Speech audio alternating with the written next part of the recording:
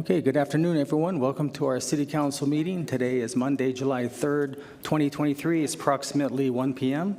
Before we have our Pledge of Allegiance, I'm going to ask if you please rise as we reflect back on the brave men and women of the United States Armed Forces as they protect our interests around the globe, as well as the courageous men and women of the Las Cruces Police Department and the Las Cruces Fire Department as they keep our city safe 24/7, 365, as well as those 30 individuals who were injured over the weekend in Baltimore, Maryland at a block party, 28 seriously injured and 2 have died.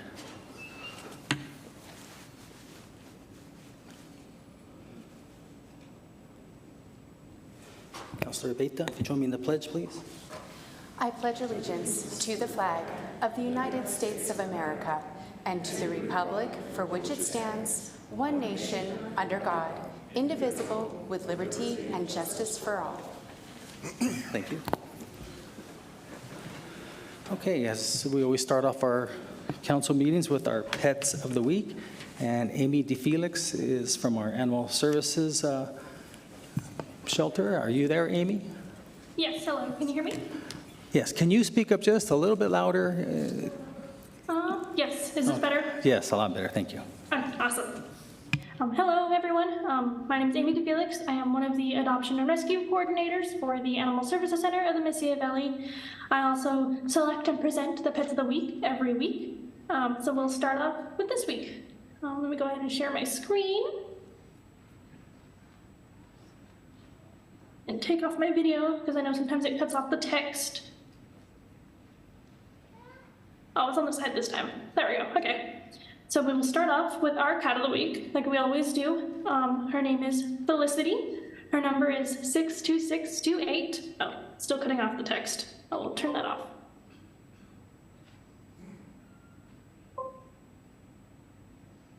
Her number is 62628. And she says, I am a gorgeous girl who loves being affectionate with my people, but I do like to have my private time in hidey holes or cubbies too. Before coming to the ASCMV, I was housed with another cat I liked and a dog I might not have been too fond with. So with some time to adjust, I can join another cat in the home, but only cats and humans, please. And then we also have our dog of the week. His name is Hercules, and his number is ASC 56020, and he says, I'm a boisterous boy who has some energy, and he loves to let out by going for walks with humans. I love being outside, strolling along, and enriching all of my senses by watching, smelling, and listening to everything. Even though I can be an energetic boy, I'm still a big, affectionate cuddler. Come by the ASCMV, fall in love with my charm and personality, and take me home. And we do have one off-site adoption event. We will be at the Farmers Market this Saturday, July 8th from 10 a.m. to 1 p.m. Our booth is usually situated around by Organ Mountain Outfitters, and it's always downtown Las Cruces. Now, it's only the beginning of the summer, and we are already consistently seeing triple-digit temperatures. 100-degree weather is not only uncomfortable and occasionally dangerous for us humans, it's also dangerous for our pets. Each year, hundreds of animals die from heat-related illness and heat stroke across the nation, and it's unfortunately such a preventable cause of death. With proper education, you can learn what situations can cause heat stroke, how to identify signs of heat stroke, what to do if your pet is having a heat stroke, and how to prevent it entirely. So to start off, what even causes heat stroke? And all of this is provided by the American Animal Hospital Association, the AAHA. And they provide that usually it's high humidity, no breaks during playtime outside, like if you're playing fetch, or mostly like fetch or high energy playtime with your dogs, and you don't give them any time for breaks, or if they don't, if you don't force them to take time for breaks, if it doesn't seem like they don't want to do it themselves, that can also make them more likely to have a heat stroke. Same with inaccessibility to water, especially if they're outdoors, enclosed in a home or a car, especially a car, with no ventilation or air conditioning. And the next step would be to figure out what the signs of heat stroke even are, for you to keep in mind. And these are usually excessive panting, like consistent, nonstop panting, excessive drooling, difficulty breathing, vomiting, diarrhea, weakness or lethargy, lack of coordination, incoordination, if your pets suddenly collapse, and even seizures if it progresses that far. Who is more at risk for heat stroke? So brachycephalic breeds, that's the short muzzle breeds like bulldogs or pugs. In cats, they're Persian cats, though you will probably rarely see a Persian cat outside. It's very rare. If your pets are overweight, if they're elderly, or if they have a diagnosed heart or lung disease, or even undiagnosed, if they're suffering from a heart or lung disease, these are all more demographics that are at higher risk for heat stroke. So what would you do if you see heat stroke signs?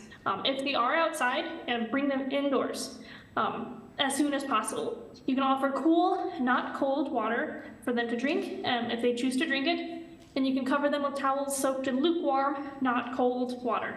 The AAHA even suggests wiping rubbing alcohol on their paw pads to kind of help cool them down that way. The main thing I keep saying cool, not cold, is because you must not give them cold water. They can't ingest cold water. You can't place them in a cold water bath. You can't place cold towels on them. If it's too cold, it kind of shocks their system, basically. The change in their blood pressure is so drastic, and it can cause problems. It can cause other problems. It can become dangerous as well. And the AAHA suggests that you try to do this, and if you don't see any sort of progress, any improvements within 10 minutes, you should take them to the vet, so then the vet clinic themselves can get them fluids, give them medications, and kind of take it from there. It can help to call your vet clinic as soon as you begin sort of cooling down your pet by yourself, and just kind of keep them aware of the situation so that they can already be prepared to take you in. It might get you in a little bit sooner, possibly, especially due to our shortage of vets in Las Cruces and the surrounding areas. I know urgent cases, it's harder to book urgent cases when we're so short staffed in all of our clinics, basically. So definitely keep them on the line when you start, just to let them know, like, hey, I think my dog's having a heat stroke. I'm working to take it down. If not, if it's not improving, as soon as I can take them to see you, and that will kind of get that out of the way, so you don't have to start all of these steps after the 10 minutes, and it's not getting any better. So how do you prevent heat stroke entirely? So you should never leave your pet unsupervised outside on hot days, especially for long periods of time.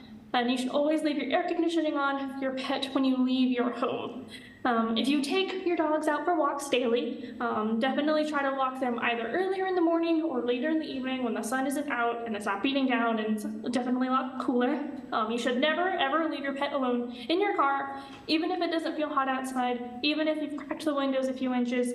There's an infographic on the next slide that will kind of help cover that a little bit as well.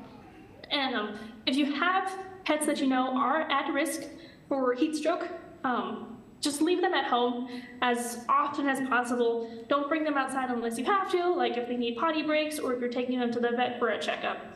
And I'm not sure, the text might be a little bit too small for you all to see, so if you wanted to look this up yourself, it is provided by the ASPCA at aspca.org. And it basically mentions that a car can overheat even when the window has been even when the windows have been cracked open, even an inch or two. If the temperature outside is only 70 degrees outside, the inside of a car can get as hot as 90 degrees. On an 85-degree day, it only takes 10 minutes for the inside of the car to reach 102 degrees, and then it takes 30 minutes for it to reach 120 degrees, and that's on a nicer 85-degree day, like we would think. And then also, leaving your pet inside your car alone, unattended in the heat is illegal in Las Cruces as well. So this should be entirely unavoidable, but we do see it, unfortunately, still. So if you do see an animal in a locked car, especially during this heat wave, during the summer, please call 911, and we can get that all situated as well. So thank you. Okay, thank you, Amy. We appreciate all that information. Okay, so next we have is Giselle. Oh, you have a question for Amy? Amy, are you still there? Amy, are Yes, you? I am. Great, thank you. You say that if the pet is at risk to take it to a vet, but most vets don't take in emergency situations and refer them to El Paso, so what do we do? There are some, it depends on who you were already associated with. There are some clinics that will take in already previously established clients a lot easier. But of course, if you don't already have, if the vet you're already working with doesn't have that offered to you, or if you don't have your pet already registered at a vet clinic, you would have to go to El Paso, which is unfortunate, and that's, I know, up to an hour drive away. But that's why we would, go ahead. It's up to an hour in a hot car. I know, so that's why the main goal would be prevention entirely. Just try not to, especially if your pet's at risk, just don't let them outside of the heat. If you can help it, minimize playtime during the heat, keep them cool and everything like that. So you said that if we have an established veterinarian, that they would take the pet under those conditions? There are some clinics that I know of. I'm not sure if every clinic in the city does this, but I know like Schumacher, they have like emergency services available for previously established clients. I've called myself the Animal Hospital of Las Cruces, and one of the first things they ask is if your pet's already a previous client or not, and if they're not, they will take urgent cases, but it will be delayed, and stuff like that. Okay, thank you, Amy. Thank you, Mr. Mayor. Thank you. Okay, thank you for that information. Okay, so next we're going to go to the jobs of the week. Is Giselle Palomares here?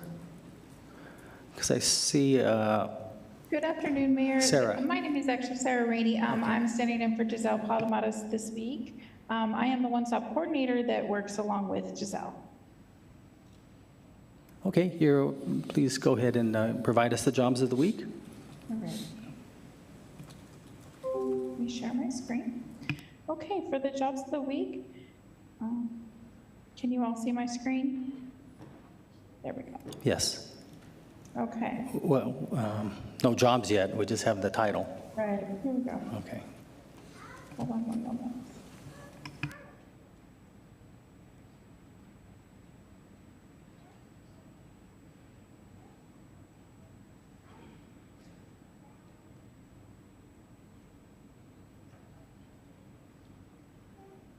Okay.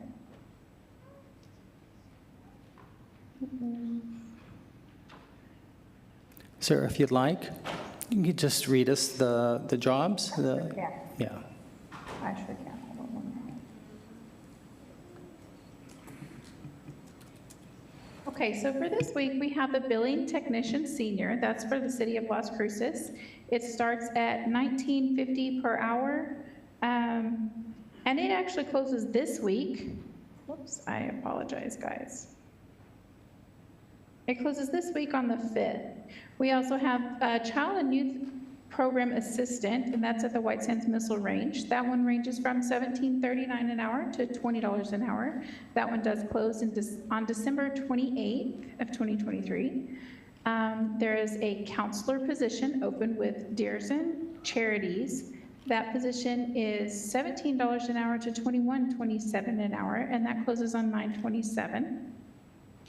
We also have a security officer position open with Texas Enforcer LLC. That one ranges from $12.47 to $13.47 an hour, depending on experience. It does close at the end of July on the 29th. There's another one open with the retail store associate with Sherwin-Williams Company here in Las Cruces. That one starts at $13.50 an hour and closes on September 29th. The last one that I have is the center manager, a level 1 manager for Chicanos por la Casa. That is $48,000 a year to $49,000 a year, depending on experience. That one closes September 29th. And as always, anyone can reach us at the New Mexico Workforce Connection Office over on Alameda.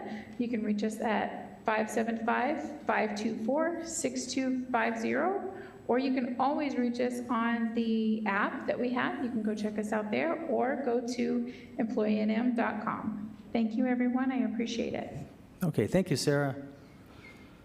Okay, so we have two presentations. The first one, I'm going to be presenting the Mayor's Distinguished Service Award.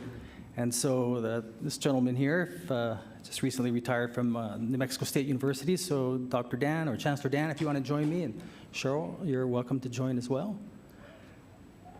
If you want to be here on my right.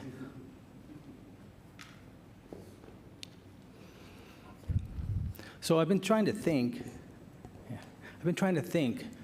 I know you weren't born in Las Cruces, you were born in Alamogordo. But I think that's about as close as we've ever had an actual president or chancellor of the university. I know Dr.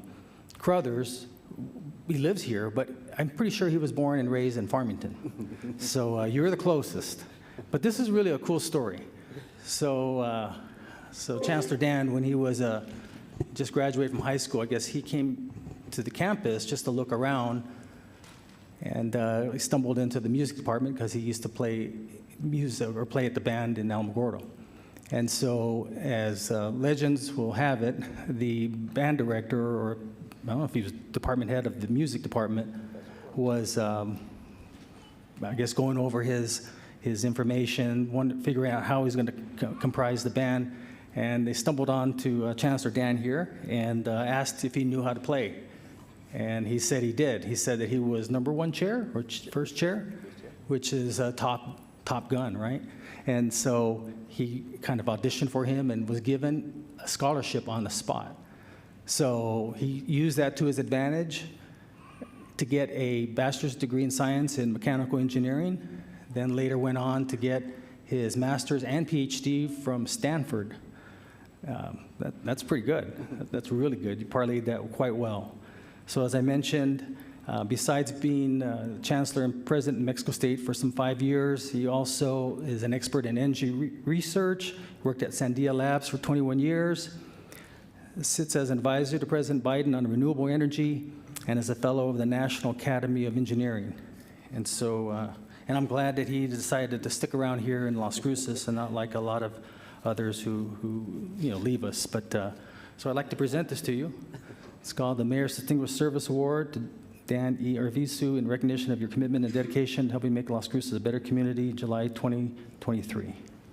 Great, thank you. Thank you so much, appreciate that.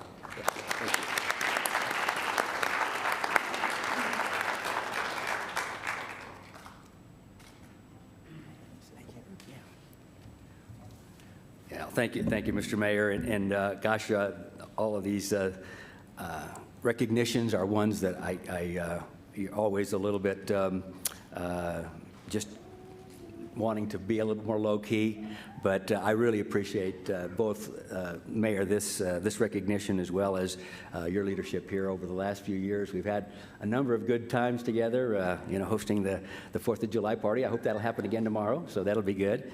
I guess I came with a mission. A mission was to do the best that I could to help my alma mater and help in some way that hopefully could be lasting for the students. It made a big difference in my life, and I was hoping that it would make a big difference in other people's lives.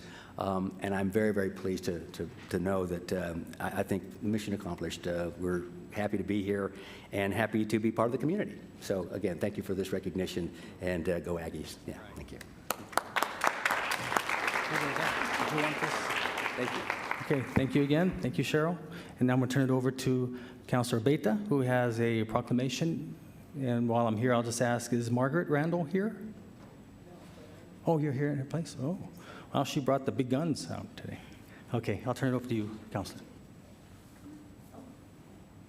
Yeah.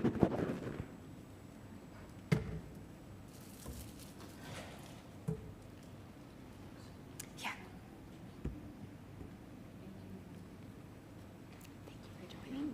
Thank you. Hi, everybody. We have our proclamation for Margaret Randall Day.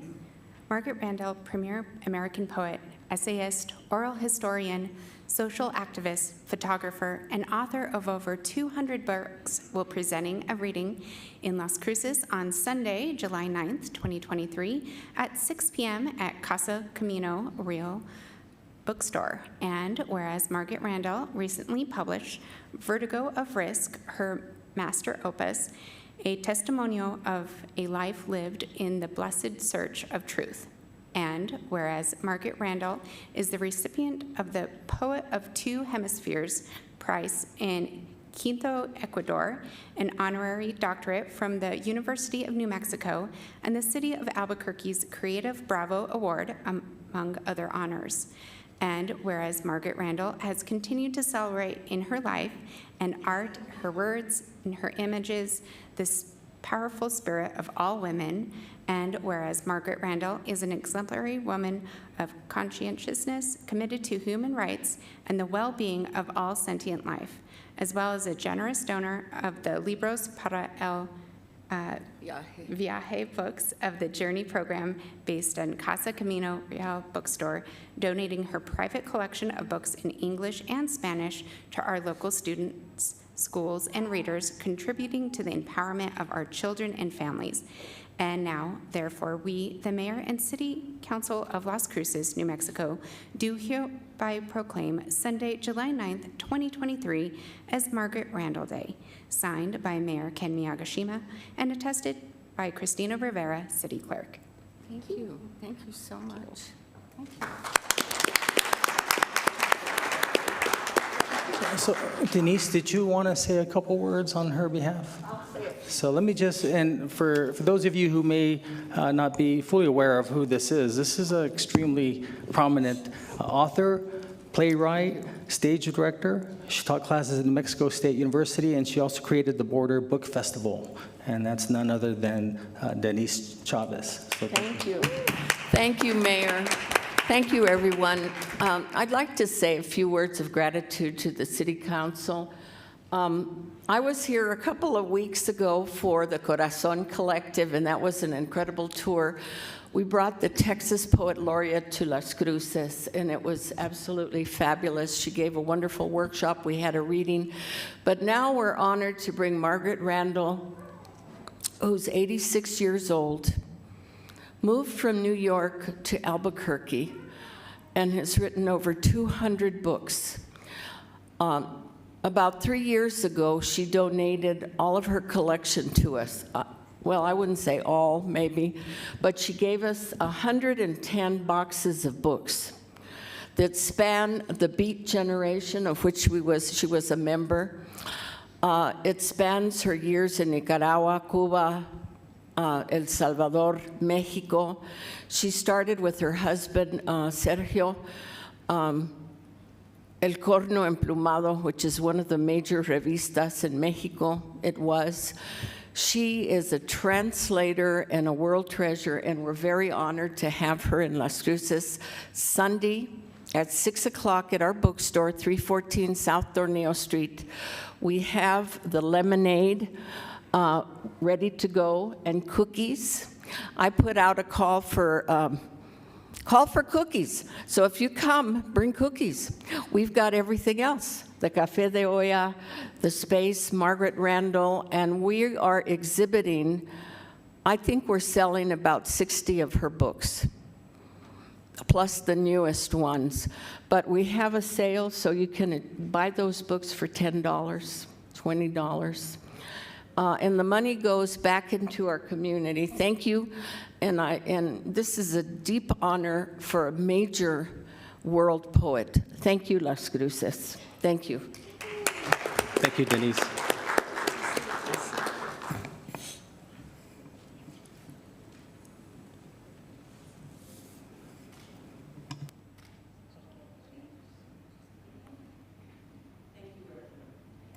Thanks. Okay, so now I'm going to go to the conflict of interest statement. This is where I'll ask if any member of the City Council, city manager, staff, or any person have any known conflict of interest on any item on the agenda. None by Flores. None, Candela. None, Graham. None, Aveda. No, none, okay. And now we have public participation. This is where members of the public can speak to council for a total of 7 minutes. 3 minutes here at the podium to discuss anything. We just ask that it not be pertaining to any pending litigation or an item on the agenda. We would prefer that you wait until that item on the agenda before you speak, but if you have to leave, please let us know, and that way the council won't ask you any questions. So I usually start on my left, and I usually start on the first row, and the first 2 rows are empty. So I'll start on the 3rd row. This gentleman here to the far left, doesn't look like he wants, no? Okay, so 4th row, you're anxious to go here. Yes, sir, let's get started right. Mayor, good afternoon, Mayor, Council, City Management. Again, my name is Rafael Leos. You're familiar, Deputy Director with South Central Solid Waste Authority, Lieutenant for Volunteer Services with Doña Ana County, District 16. But again, here in my capacity as just a father, a resident in the city of Las Cruces, in regards to an issue that's we've seen in our community. Again, last time there were thanks that weren't made to council, and for a particular reason. We wanted to make sure that our interests were coming across the lips of our council, which they are now. So the thank you is now for all of council. Mayor Pro Tem, your comments in the last meeting at council input, that speeding is systemic and that it is out of control. And our interests were just looking at how we as a community can come together to help the city get it under control. We don't have the services to do that. So I just wanted to make sure that that was up front in this comment, is that it's a thank you. We've actually seen the response from council. So I want to thank, again, Mayor and council for the movement that is moving forward. But one thing that I did want to mention is that this wasn't just 3 weeks ago that the interest had come about. We were under the impression that your staff had reported back to you that as of August last year, that's when we started making the motions. We were given by Public Works the signs for speeding. 30, 40 houses had them all implemented. We noticed that the city PD also came out and put up a monitoring device. They did that for 2 or 3 months. They also put up the mobile lights and speed limit signs, which is great. Help mitigate a little bit, but doesn't prevent it. And so all of that had progressed, and I just wanted to make sure that the council was aware that we didn't just come after the fact. We had already been working almost a year now with that, well, close to a year. But needless to say, it continued, and part of my investment into this was because in finding out from the community, they had already addressed council in '88, in the 90s, in the 2010s, with similar type issues, but I'm not sure if it was as gross of an impact as it is now, just with the amount of businesses that are going through there. So I just wanted to share that with council so that you do know that there was a history and it wasn't just a last minute thing that came through. And lastly, I really enjoyed your input on the last meeting, because I did learn a lot of you learned how to drive in California at various speeds, things of that nature. And while that's the case, again, we're dealing with it very closely to home, so we appreciate you guys hearing us out.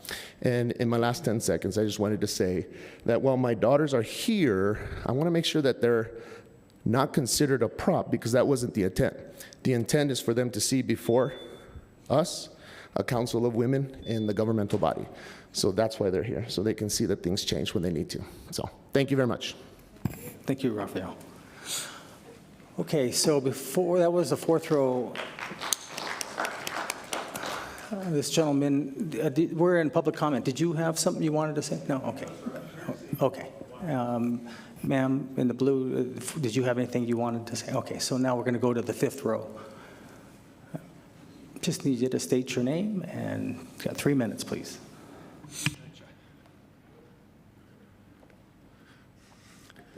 Mayor, council ladies, my name is Jody Kincaid, and the subject that I wanted to address today was the issue of property crime in Las Cruces, which has been rising lately, as you all well know. It's been on the forefront.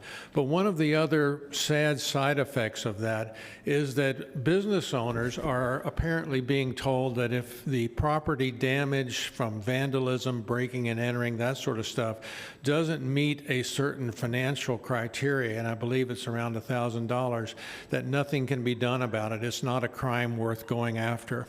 So I wanted to review a few statements basically from our founding fathers about the rights of property.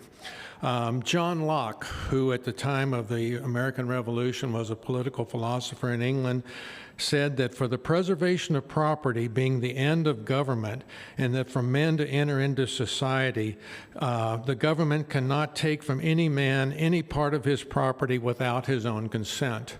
If you do not stand behind enforcing the laws, that is being violated. John Adams said, property must be secured or liberty cannot exist.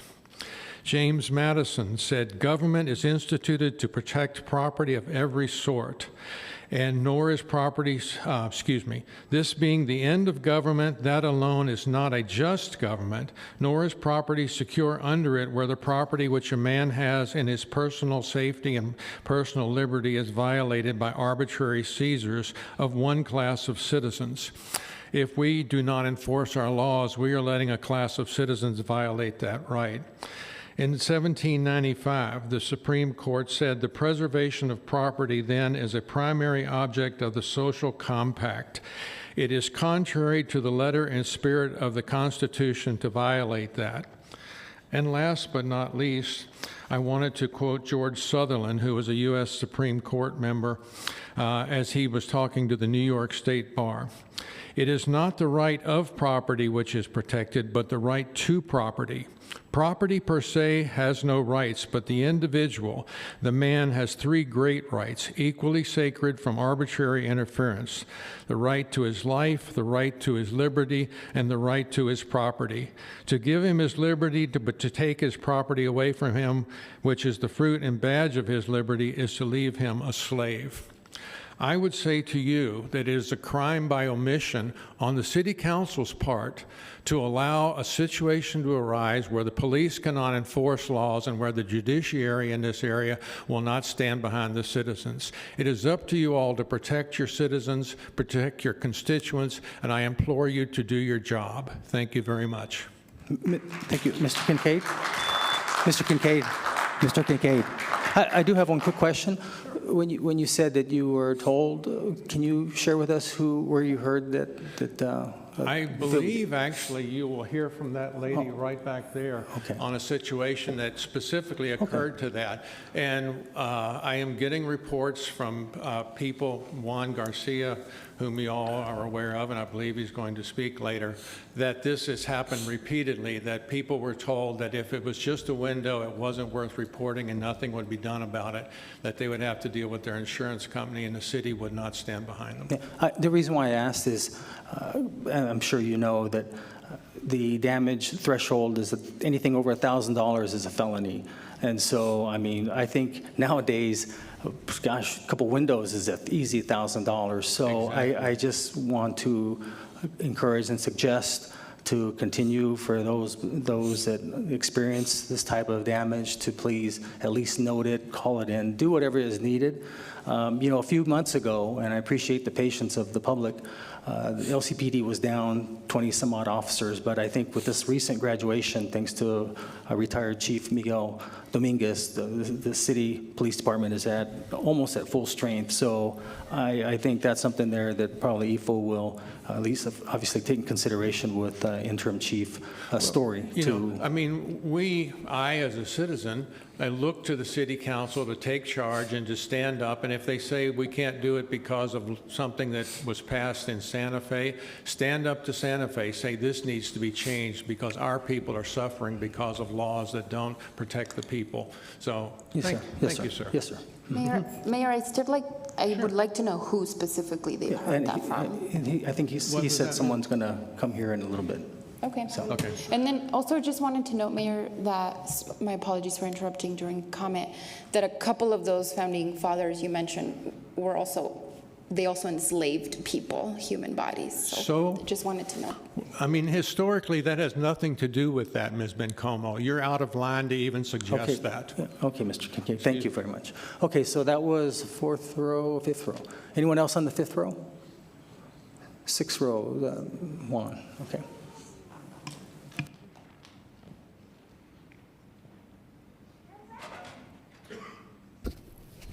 Mayor, Council, Juan Garcia. Thank God in the involvement of two Good Samaritans who recently helped save a young LCPD officer of a vicious attack attempting to disarm her. Some in our council have recently spoke of the, quote, stigma of brown people that have endured for illegal use of marijuana.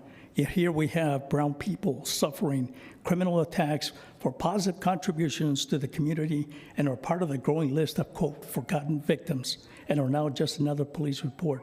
So what is the end game?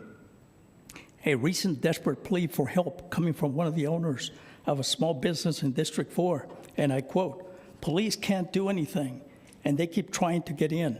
I am desperate and asking the community for help. Anyone who knows how to put bars and can help. There's tons of these people. Looks like they're getting ready for the night. We are sick of the situation. What is the price for living in terror and fear? I visited some of the small businesses in District 4. Victor at the Party Shack hit multiple times. Western Mercantile recently got hit for the third time. Ad at Turner Electric spent thousands replacing damaged door, windows, and installing security, and was rewarded with a biohazard dump left by a vagrant. I requested Mano y Mano to come and clean this hazard, but they declined. I met with Mario, spoke only Spanish, of King Auto Clinic, terrorized for years, thousands in losses, plus sleepless nights and reacting to intruder alarms. Cuando empecé aquí, era muy tranquilo. Los últimos años han sido terribles. A los elegidos no les importa. When I started here, it was very peaceful.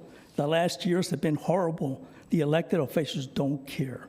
Jose Luis of A&J, Towing Repo Service, has been hit with thousands of dollars in losses.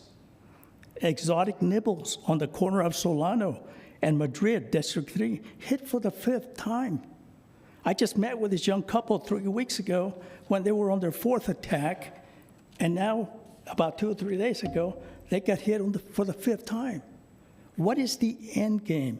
Since deterrence is not in the vocabulary of our current elected officials, and citizens have given up on change coming from them, what are the small businesses to do? Dry up and close? Board up and live in fear? I received a letter from Carlos with a plea for help from the terror attacks he is facing. His closing sentence was, quote, "Please pass this on to people who can do something about it." I have passed it to representatives, the council, senators. Who can I else pass this to do something about crime? Or as Mario said, a los elegidos no les importa. I have a list of about 80 plus businesses that have been attacked, impacted. I've lost track of how many more. If you can just leave that with the city clerk, Juan, I appreciate it. Okay, so that was 6th row. Anyone else on the 6th row? No? Okay, 7th row. Gentlemen, oh, well, yes, ma'am. You want to?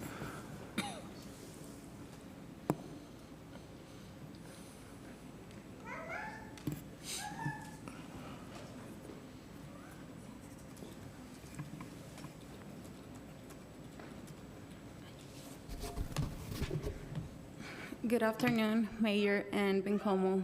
My name is Leslie Campa. They were talking about me. I'm pretty sure you guys, maybe some of you know a little bit about me. I've been in the news twice already.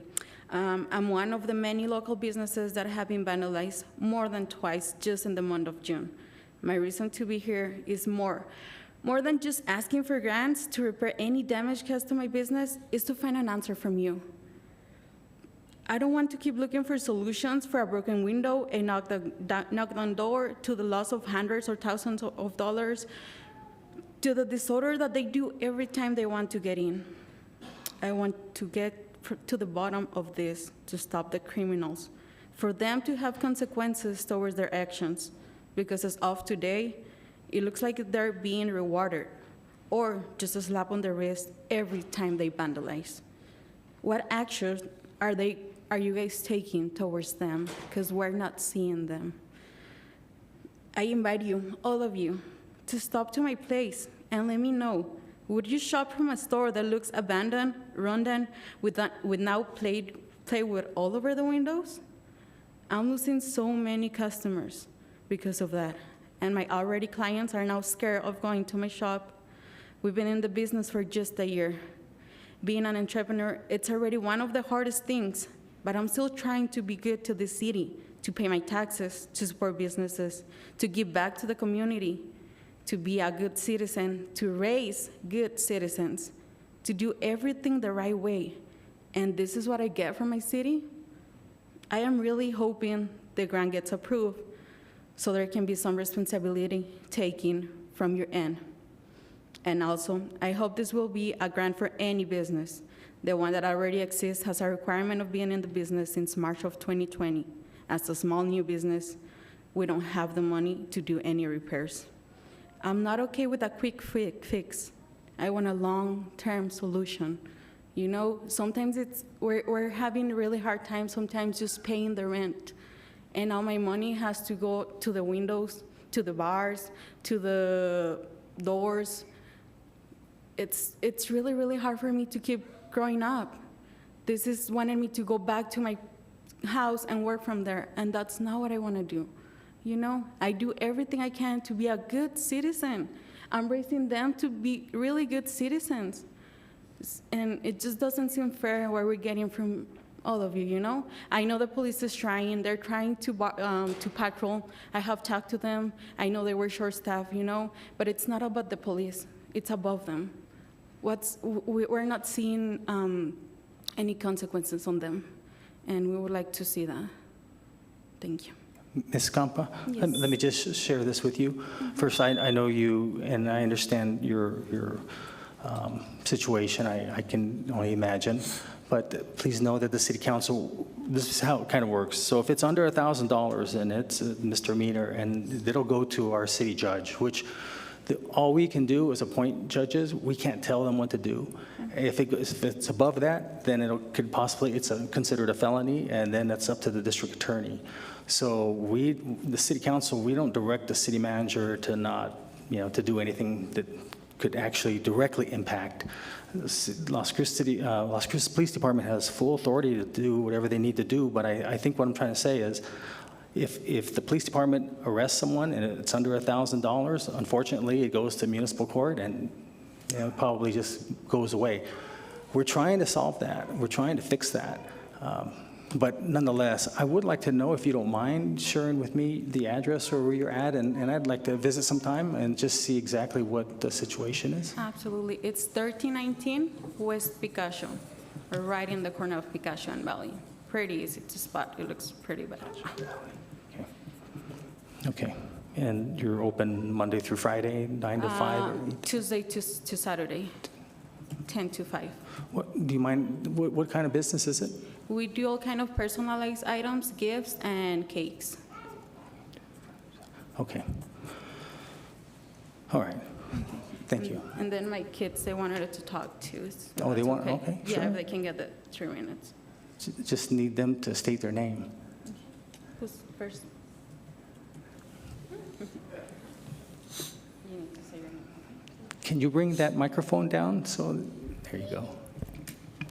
Hola, me llamo Ares Lee. Soy el hermano de Leslie Campa y el hijo de Carla Martínez.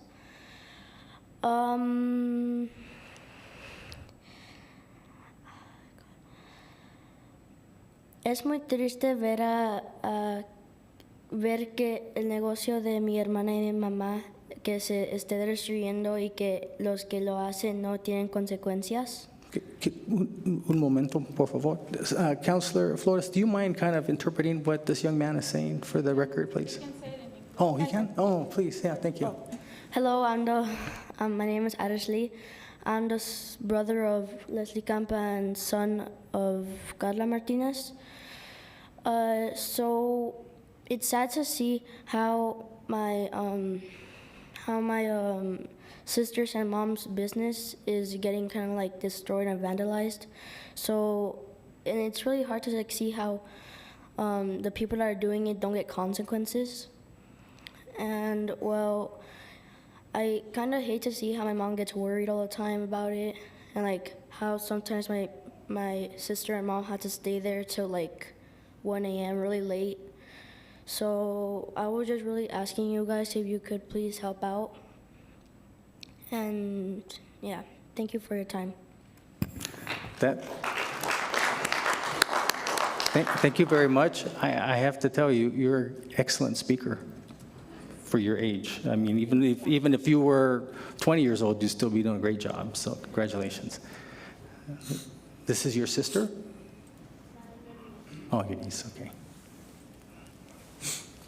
Can she state her name as well, please?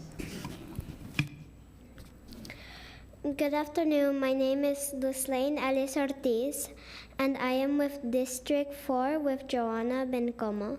I have a small business with my uncle Addis. We make cookies, dog cakes, and a lot of different pastries. I'm really sad looking at the situation that we are living. My mom has a business, and now we have been broken in a few times. Now the store looks like we are closed. We had to be locked in because we don't know when they'll come back and break in, since they are always passing by and they are not in their five senses. They look like zombies sometimes because they are all drugged out. That scares me. I don't feel safe going to my mom's business, and I see her struggling so much. I'm only 9 years old, but I'm already thinking and planning my future. I have fun like other kids my age, but I also work on my small businesses. This summer, I've been 4 camps so far, learning new skills. I just got my CPR certificate, valid for 2 years. I was the vice president of my high school for a short term. I went to New Mexico State Capitol representing my school, where I met with many representatives, senators, and the Governor Michelle Lujan to advocate for healthy and free meals for other kids on school. And thanks to that, they approved the SB4 bill. I'm also part of this Kids Kind Entrepreneur program. Lastly, this year I participated as a speaker on the Southwest Advocacy Summit 2023. Now that you know just a tiny part of who I am, don't you think I deserve a safe city? I want to feel protected. I want to be excited about having a business and not scared. I want to go the back of my mom's business and play and feel happy and safe. I'm doing everything on my end to have a happy future, but right now my future and life depends so much on your decisions. I ask you to think about me and all the hardworking people whenever you decide how to take action to our situation. Thank you for your time.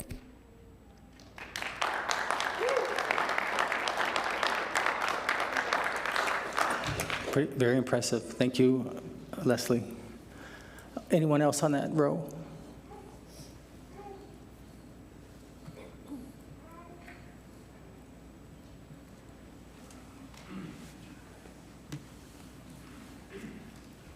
Buenos días.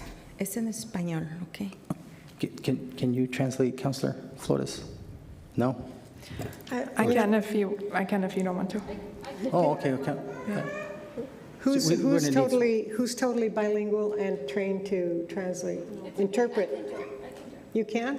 Be my guest. Okay. If you can just let her know, Councilor, so that for the record, that's all. Okay. So you may have to pause every so often. Le voy a ayudar a traducir, entonces pause cada ratito para decir lo que usted diga. Está bien. Okay. Ok, buenos días de nuevo. Buenos días, Mayor. Un gusto saber que la señorita Bencomo del Distrito 4 es la que nos representa. Yo como persona latina y de Chihuahua, al igual que ella, pues es muy, muy agradable saber que tengo ese apoyo.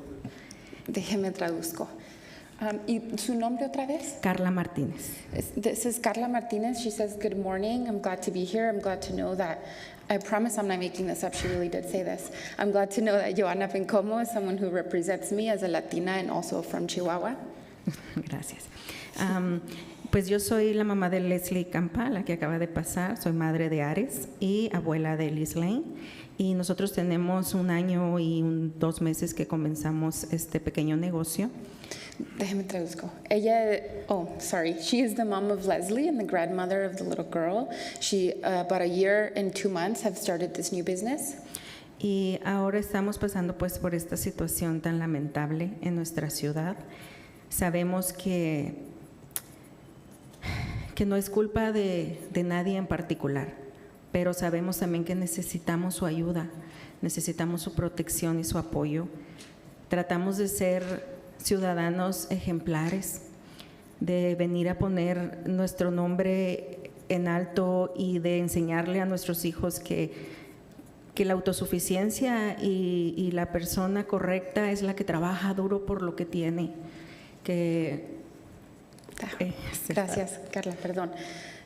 She says that we know we're in a very unfortunate situation in the city, and that it's no one's fault in particular, but they're asking for support. They're trying to be good citizens and show their kids that the people who make it are the hardworking people.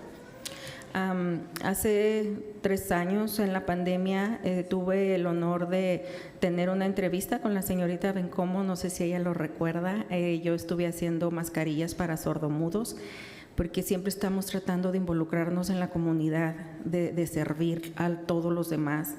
No estamos buscando un simple beneficio propio. Sí, nuestra tienda fue vandalizada y necesitamos apoyo, pero es toda la ciudad. Esa gente que está destruyendo nuestros negocios también necesita ayuda. No venimos en contra de nadie, no venimos a acusar a nadie, solamente venimos a pedir ese de vuelta que podrían darnos al ser pues ejemplares para otras personas. Gracias, Carla. She says that she wonders if I remember her. We had a one-to-one 3 years ago during the pandemic. She was making face masks for people with disabilities, and she's always trying to help people.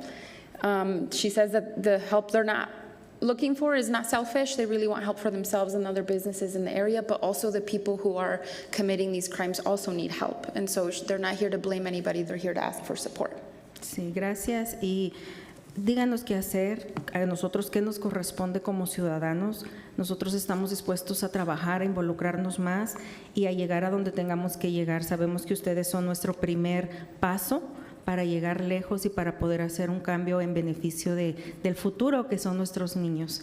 Agradezco mucho su atención y su ayuda, y pues que Dios nos bendiga a todos. Gracias. Gracias. I got caught up in what she was saying there at the end. So she really said they just really want to be guided and helped with what to do next. They know that this coming here is the first step, but they're really just looking for support, and God bless. Muchas gracias, Carla. Gracias. Perdón si me faltó decir algo muy Está bonito. bien. Gracias. Okay, thank you. Gracias. Thank you, Councilor.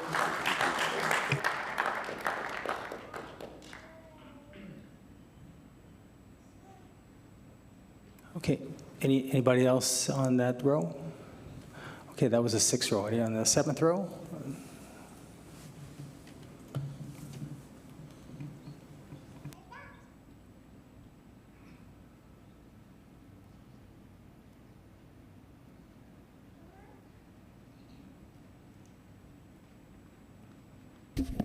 Good afternoon, Mayor, City Council, City Manager, staff, and public. My name is Yoli Diaz, Executive Director of CARE, Cancer Aid Resource and Education.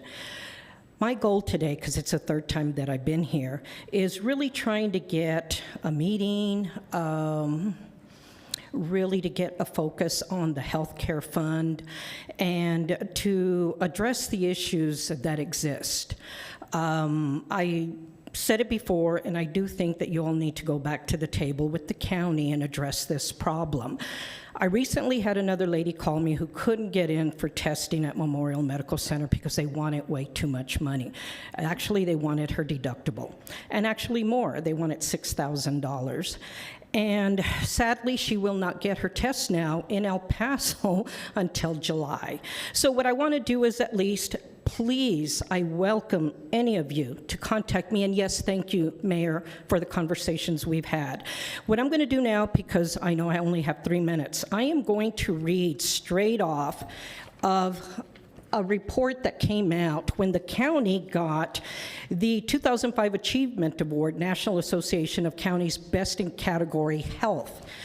And I'm going to provide this to you all by email also, but what it says here is access to care. Provide care for all, regardless of ability to pay, preserve and enhance key services, continue community accountability. Access to care of primary concern was that Memorial Medical Center be maintained as a full-service acute care hospital by sustaining and enhancing substantially the same service lines currently offered.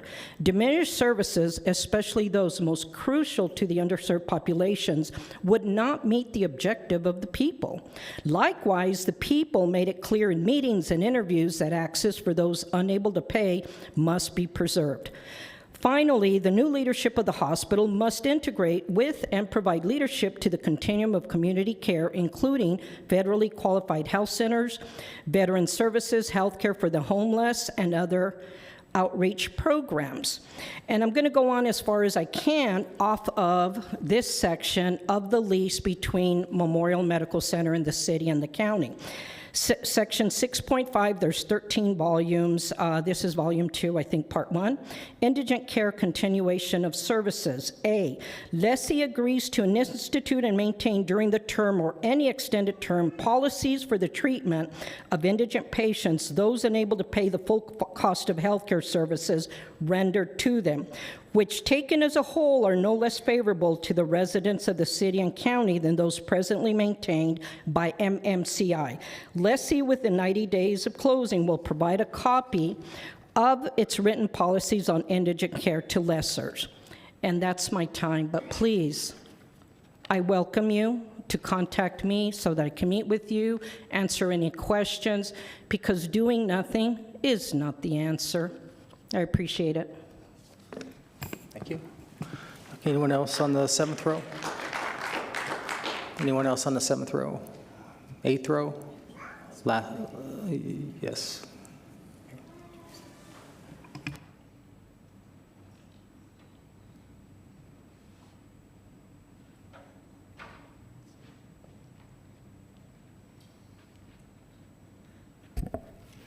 Good morning, or good afternoon, councilors and honorable mayor. My name is Lori English. I live up on the East Mesa, Councilor Karan's district. First of all, I came here about a month and a half ago talking about the intersection in front of Oñate High School, how dangerous an intersection that was. Well, lo and behold, somebody took action, and if it was you guys, God bless you for doing it, but the streets department did a real mess. There's 4 lanes. One lane turns into Oñate High School, and we're talking about the exit off of Mesa Grande, off of Highway 70, and I think that's Bataan Memorial area in front of Oñate High School.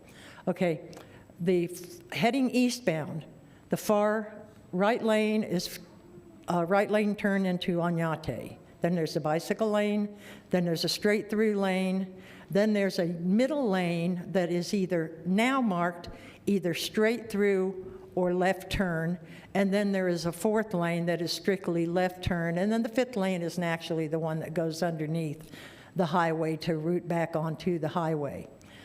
The signage looks like a 7-year-old put it up. It looks like they took felt tip marker and it shows 1 lane to turn left on Mesa Grande, but the middle lane still shows straight through only, and there are absolutely no signs across underneath the stoplights to show lane direction.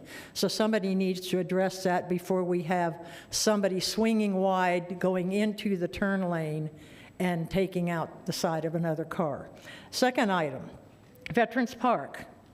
How can the council ignore the rules in favor of a minority against the majority? 2 people spoke. Supposedly there was a public outcry on June 5th, but 2 people spoke in favor of this monument, and I have no problem with the family. I do have with the council and their judgment. Here again, I think they acted on emotion. You basically slapped in the face every family of anybody who has an honored dead person's name on those walls out there by allowing this.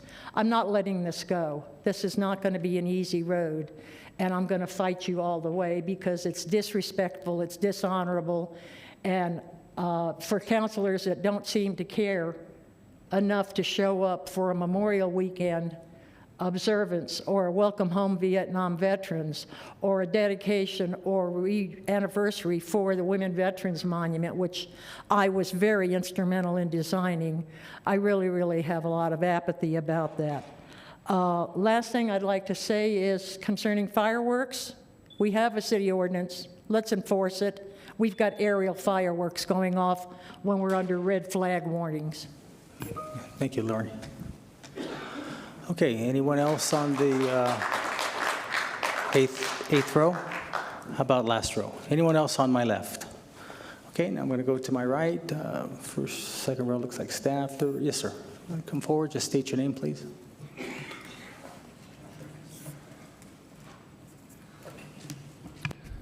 All right. My name is Quinn Cooper. This is the third council meeting that I've been to in succession, and it's kind of bizarre to hear myself say this, but I'm actually here to echo the words of the Conservative Voter Group Coalition.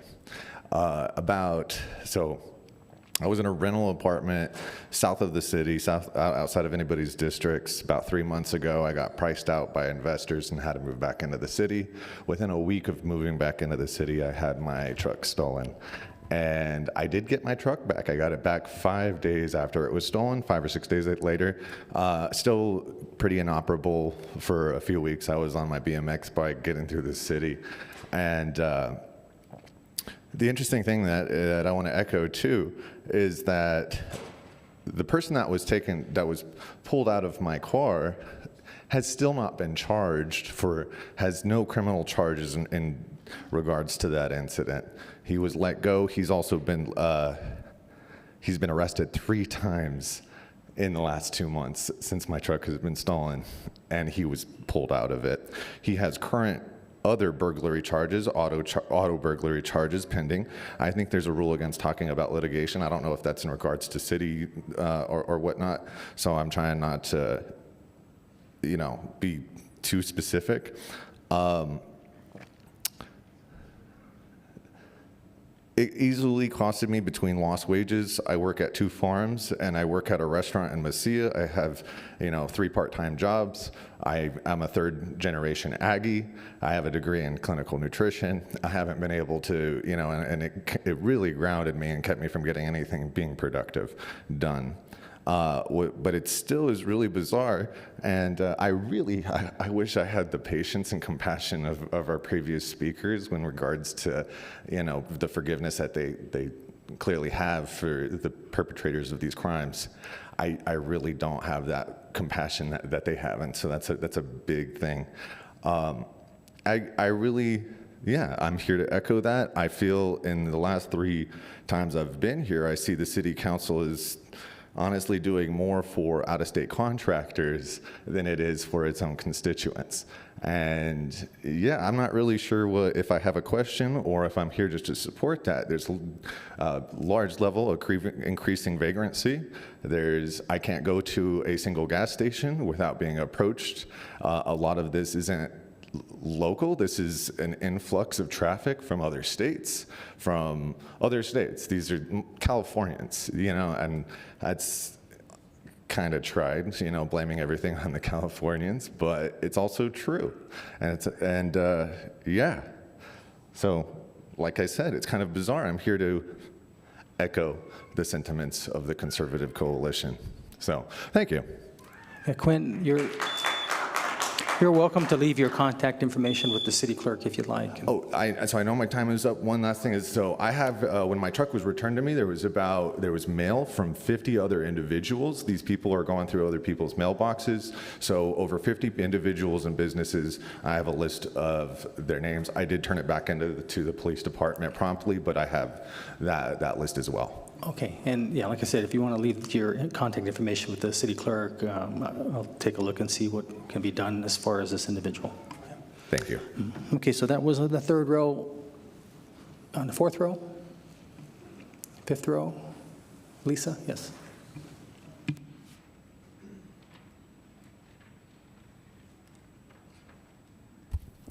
Good afternoon, Mr. Mayor and Council. Thank you for your service to the city. My name is Lisa Parrott, and I live in Councilor Flores' district. As this body contemplates the formation of a civilian police oversight committee to assist the LCPD with the execution of its duties, one of its own officers was brutally attacked recently and could have lost her life had it not been for the bravery of 2 good Samaritans, one with a child in arms, who chose to put their lives at risk to save hers when they could have simply dialed 911 and kept on going. I don't think a committee, a civilian oversight committee, would have any beneficial. I don't see how that would help this situation. We need to support our police. The alleged criminal who attacked our police officer had many choices when the officer confronted him in the performance of, confronted her in the performance of her duties. He shouldn't have an open warrant for a crime he allegedly committed, so he could have surrendered as he was directed. He shouldn't have allegedly stolen a citizen's property in the first place, and he shouldn't have attacked a police officer in the performance of her duties. One can only surmise with the intent of attempting to disarm her and kill her. This alleged criminal must have had no thought or regard for the consequences of his actions, but instead he must have chosen to resist the officer because in his mind he must have felt he could get away with it. Why would a rational person take such actions? Most rational persons know the consequences of attacking and possibly killing an officer, but in this case it didn't seem to matter to him. Perhaps he was under the influence which clouded his behavior, or did he know from recent history there would be political cover to excuse his actions based upon his victimhood? It's hard to know, but this is a huge part of the problem here. If an alleged criminal feels safe enough to savagely attack an armed police officer who is trained to defend herself, what chance does someone like me have to survive such an attack if it weren't for the Second Amendment? How many attacks are taking place each day in our community and not reported, either out of fear of retribution or out of feeling it's simply a waste of time? Based on the lawless society we are becoming in Las Cruces, are any of us truly safe? Had this alleged criminal been shot by the police officer while defending herself in the line of duty, would we immediately hear claims that the LCPD has executed another brown person? Thank God the officer, the two Good Samaritans, and the child all made it home alive this time. One last comment. When my husband and I contemplated our move to Las Cruces in 1997 for his career, had this city looked then as it does now, I wouldn't be standing here today. We love this area, the beauty of the folks who work hard every day to provide for their families and in turn provide for ours. Please don't drive these good folks away because they no longer feel safe here to live their lives, raise their families, and invest in their futures. And one side note is I did have an order that I tried to place with Leslie today, but she had to be here, so she couldn't bake the things that I asked her to order. Thank you, and God bless. Happy 4th of July. Thank you, Lisa.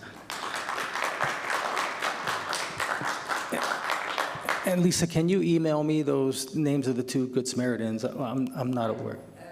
Or if someone knows of them, if they could email me, that would be great. Yeah, thank you. Okay, so that was the 5th row. Anyone else on the 5th row? 6th row? 7th? 8th? Anyone else on my right? No?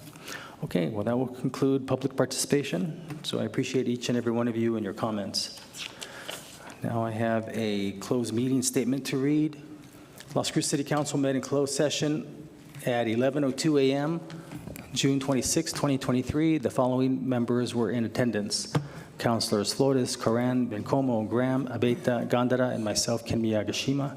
Staff present was Ifo Pili, City Manager, Ikani Tamapeo, Assistant City Manager, Sonia Delgado, Assistant City Manager, Jocelyn Garrison, Interim City Attorney, Larry Haran, City State lobbyists who came in at 11:02 a.m. and left at 11:52 a.m.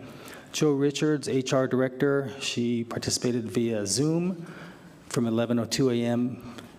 until 11:52 a.m. Barbara De Leon, Chief Administrative Officer, just on scratched out here. Okay, so she participated. Cody Rogers, outside attorney. Sean Mullins, Deputy Chief LCPD, and he came in at 11:53 a.m., as did Cody Rogers.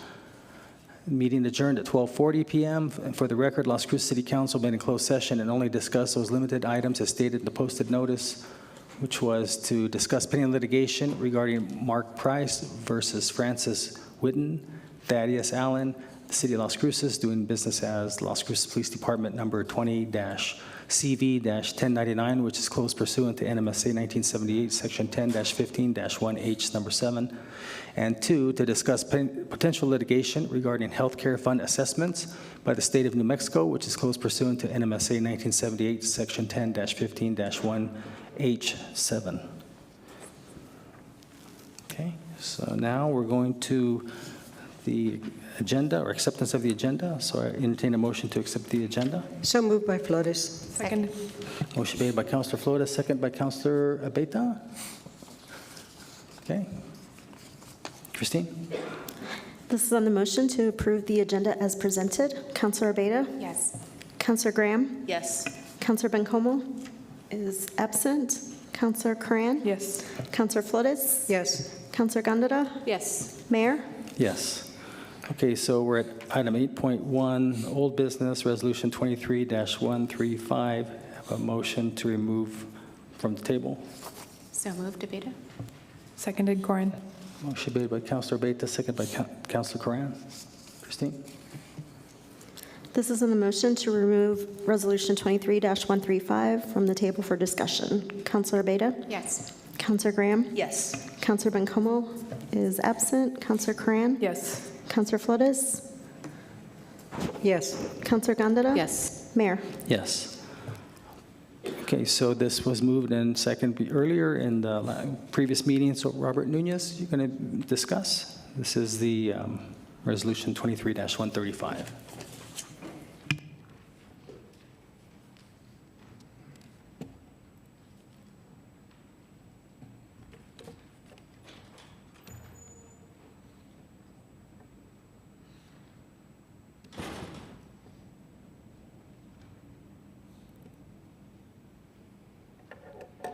Mayor, councilors, city management, Robert Nunez, interim director for Parks and Recreation.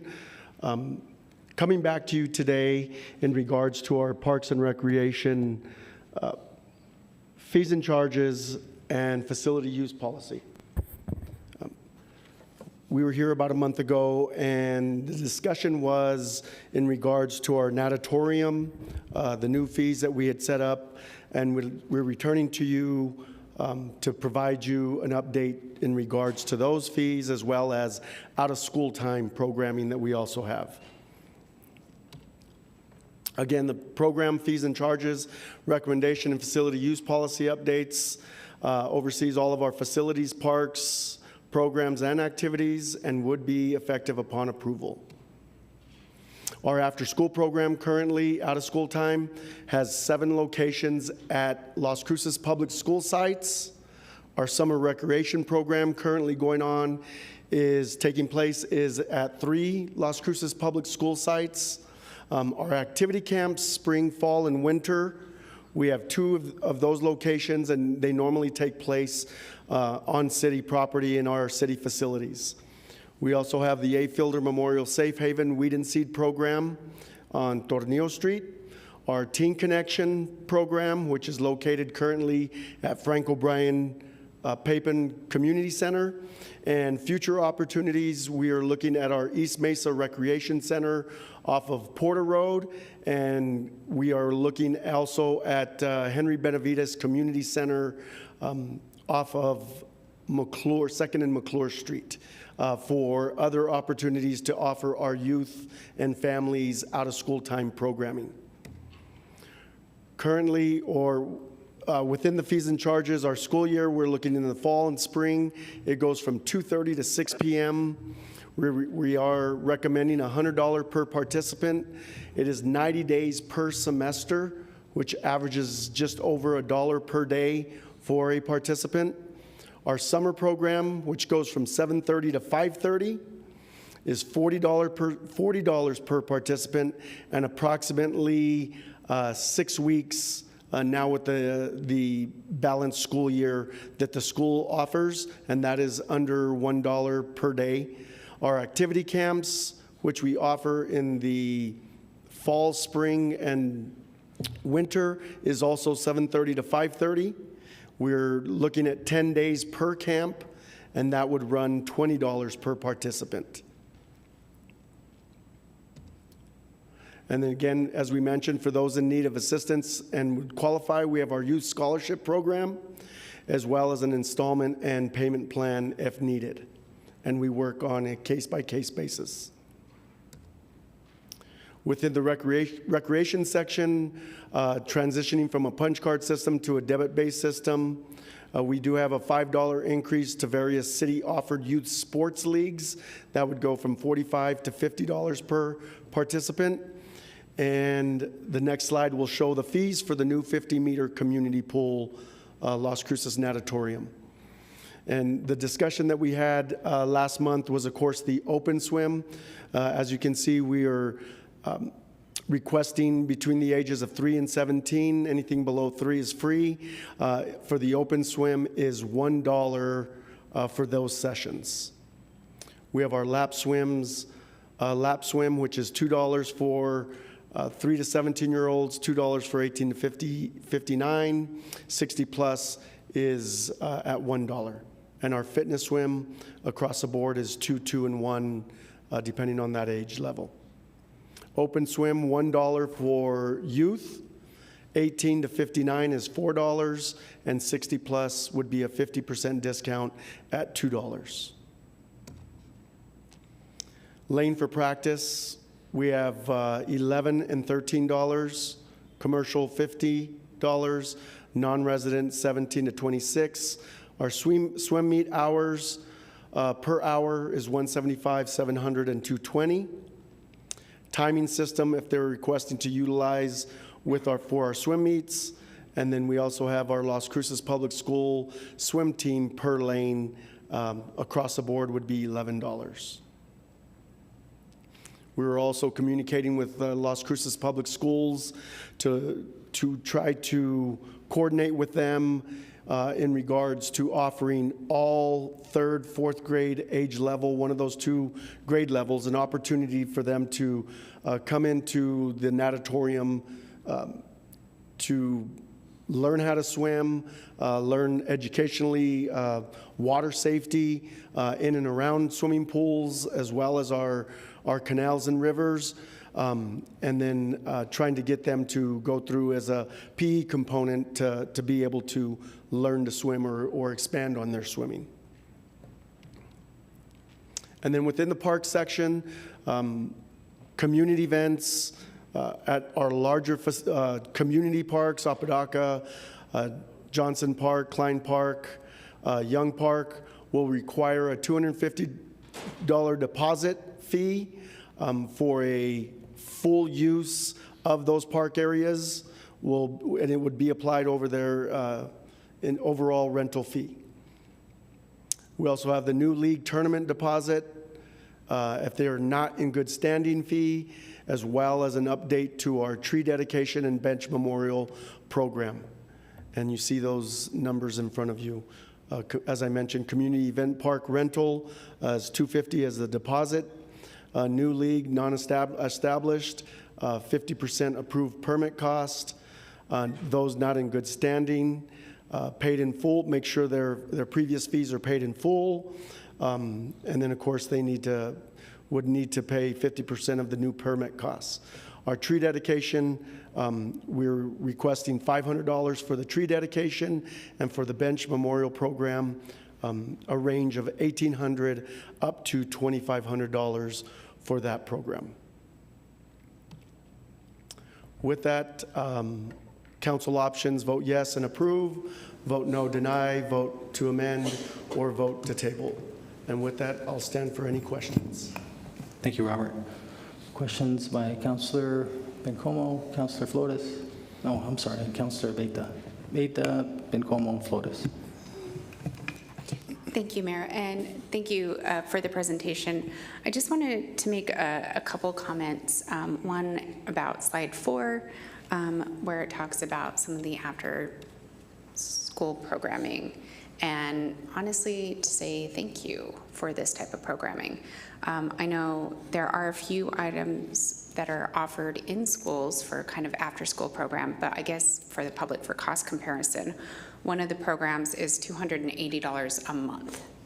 And so that equals around, right under $10 a day for that type of programming, where here we have, for the 90 days per semester, for $100 per participant, you're at about $1.10. So it is a lot more beneficial to individuals to be able to be in this program, and a lot more cost effective, because the cost of childcare can be even more than some mortgages these days. So it really is very beneficial to a lot of people. So I just want to say thank you.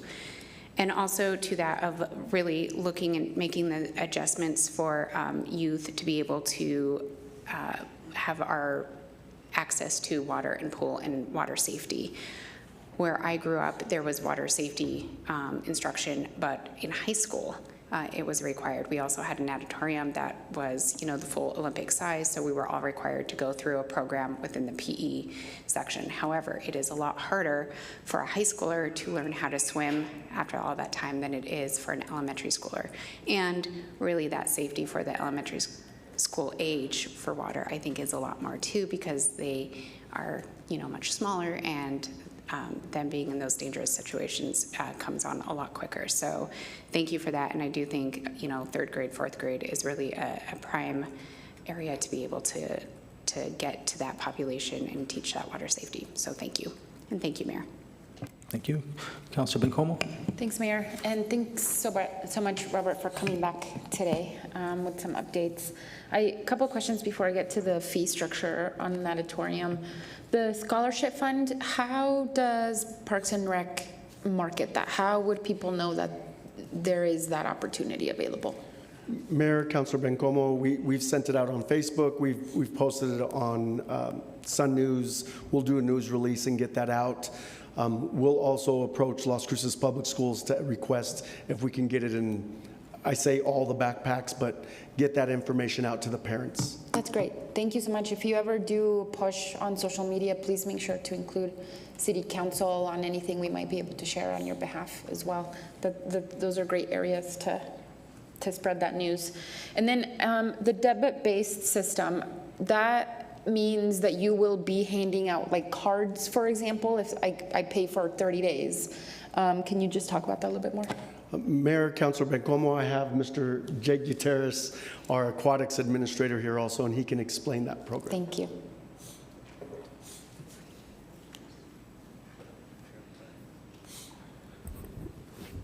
Good afternoon, Mayor, Mayor Pro Tem, members of the council, city staff. My name is Jake Gutierrez, sorry. I am the aquatics administrator, I guess, for City of Las Cruces Parks and Recreation. Councilor Bencomo, to answer your question, no, we're actually going the opposite way. So instead of a punch pass that's physical or a punch pass that can get lost, somebody has to remember their code, our new system allows us to kind of catch up with time, if you will. So it's more efficient. In some ways to the city, clerically, it's more cost effective, but it's a benefit, it's a win-win for both us as a department, I guess as the city, and to the customer. So this new financial system, we had to kind of make a transition into it to kind of make sure we didn't leave anybody behind with previous accounts or whatever. So it was quite an involved task for about a year and a half. We sent out a press release trying to let everybody know if you had a physical card or whatever, come on in. I think we allotted something like 6 months time to kind of come in, and we still, on a one-to-one basis, allow for those customers. I just got a call a few weeks ago saying, what are you going to do with my money? And of course, we're not here to take anybody's money, but the 80% of what we were looking for, we got. To get those cards that were floating out there and get everybody into our system so we can be more efficient going forward. So actually, it's quite the opposite. Again, just to summarize, we're going to I don't want to say a cashless, but just a cardless system. That's really great. Welcome to the 21st century. That's so I didn't want to state it that way, but yeah, thank you. Yes. Thank you. My apologies. I'm just teasing. And thank you, Mr. Gutierrez. You know, I always used to say my name was Joanna, and I'm like, that's not my name. My name is Joanna. So I hear you. I've had 15 years to learn to roll my R's. That's right. As Assistant City Manager Delgado will probably attest to. You did great. Thank you much. Thank you. And then, Robert, just my last question is on the natatorium fee scale. So the one that got changed from last time, from about a month ago, was open swim, right? Mayor, Councilor Bencomo, correct. I'm wondering, again, so last time when we were here, I was sort of hoping that we would see the same scale for 3 to 17 as 6 plus, $1, $2 for open swim. Given that the aquatic center, how much is it for 3 to 17 to the aquatic center? To the Regional Aquatic Center is $3. Right. So open swim, Regional Aquatic Center, I mean, totally different pools, but still kind of a similar vibe, right? And I think what makes an auditorium unique and special is the lap swim, that I really hope that youth this age. I learned to swim very late in my life. I'm a very bad swimmer, actually. And I don't want that for kids, right? So I'm wondering if you could just talk a little bit more about that. I would still like to see $1 for lap swim. Mayor. For 3 to 17. Councilor Bencomo, on the lap swim up on top. Yep, that's right. We can certainly look at that. But I'm happy to hear if there's hesitation to it, the reason behind that. A lot of our, Mayor, Councilor Bencomo, our numbers are off of our resolution, again, since 1993, so we will be bringing that back in the very near future to update. But it was always related to our cost recovery. Of 33% that we have spoke about previously. Speaking with Mr. Gutierrez is, see, and I can't even, I've lived here my whole life. Sorry, I made everyone nervous, well. I'm sorry. Is that traditionally we've reached from 14 to 18% in recovery. And so certainly we would love to have a goal of attaining 33, but being more realistic, speaking with them today, was could we target 20% as we get a new facility and we get new amenities available. So that is where majority of our fee structure is set up with our previous resolution of 0 to 85, 33% in those areas. But we're always open to entertain anything that's available that could benefit our community. I mean, I'm happy to hear from city manager as well. I mean, I'm just thinking, right, if someone that's 3 to 17 has to be accompanied by an adult, correct? Then they would have to pay the $2 additional. Let's say it's, a bigger family. Let's say they want to come every weekend. I mean, like that could add up. And I know it's $1 difference, but I just feel like saying, you know what, you can come enjoy this brand new state-of-the-art Olympic-sized pool for $1 to our children. I feel like that's powerful. And right, like if, for future reference, for future go bonds, these are the kinds, and maybe you did have these conversations, so I apologize, but these are the conversations to have really early on, right, before we go on and say we want to build this big thing and then cost recovery, and then we don't make it accessible to people. Not that $2 is not accessible, I just think it can be even more accessible. So I'm curious, I mean, Ifo, if you feel like I would really like to see it $1, and I can make that amendment. And I'm also open to hearing, like, listen, I think that would be difficult. Mayor, thank you, Councilor. So when I think about $1, I think either way, one way or another, it's not really that significant. And so, in exactly what Robert mentioned, it's all about just cost recovery. I think the more costs we can recover without putting a burden on the residents, the better we can ensure this facility, right? So when we have a goal of 33% recovery, and we're not even near that at 14 to 18, did you say 14%? Yes, sir. Adding $1, like I said, adding $1 or taking away $1 to me, it really doesn't help or hurt the budget as much, but I think it's moving us a little closer to try and get some recovery. Again, that's really all the fees. Right, we know when we went into the pool, it's not a money making. We're not even we didn't even dream of even trying to cover 100% of our costs. Pools are just not that way. They're just like a park. You just maintain them, or probably even worse, right? As far as the maintenance costs associated with it. And so, my opinion, Councilor, really is anything we can get to help. Because all it does is get the facility, ensure the facility, that the maintenance and the continued operation at a certain level would be, on the levels that we want to make it. But when I see $1,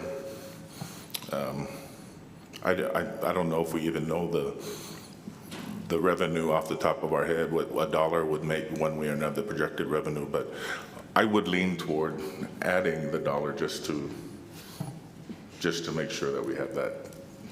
How about this? I wonder if in a year, Robert, you all could come back and tell us, like, here's, really show us data. Here's how many kids, 3 to 17, are using the pool, right? And then we reevaluate. Is that a possible? If we wanted to change the fee structure in a year, can you come back to do that? Mayor, Councilor Bencomo, yes. We do have some data regarding here this summer, but we can collect all that with the natatorium just recently opening and be very specific with age groups for that information.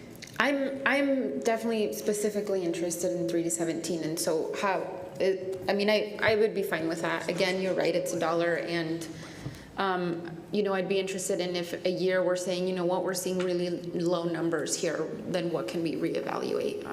But I appreciate this conversation. So for now, I will leave it this way. But again, Robert, thank you to you and your staff for making this easy and equitable for our community. Mayor and Council, if I can just add one more. I just had a thought when you were saying your comments, Councilor. I think the other thing we discussed, or what was discussed, was that when you think about a lap pool, the typical person or typical child doesn't use this, right? This isn't a normal pool where you have zero entry and kids come and they play. And so you have to really know how to swim. And so I think this is different than swimming lessons that we want to make affordable. So these you have to come in. It goes to, I believe, 14 feet, and at one end it's 4.5 feet. So really, kids that come in, it's really limited to people that do lap swimming, and it's a whole nother discussion we've had on that. But I think that's part of the discussion, is that this is a different type of pool where people are really intentional about their swimming activities in here, in this area.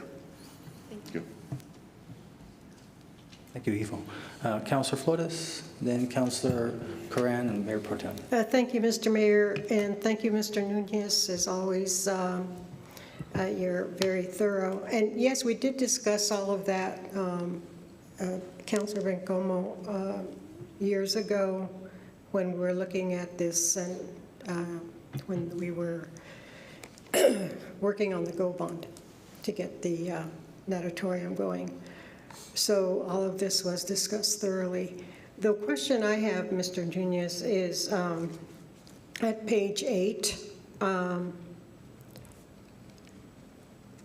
the LCPS, and first of all, I'm glad that there's a partnership with LCPS. It's very important to bring the children in from school, and I have a question about that. But insofar as the LCPS swim team per lane, oh,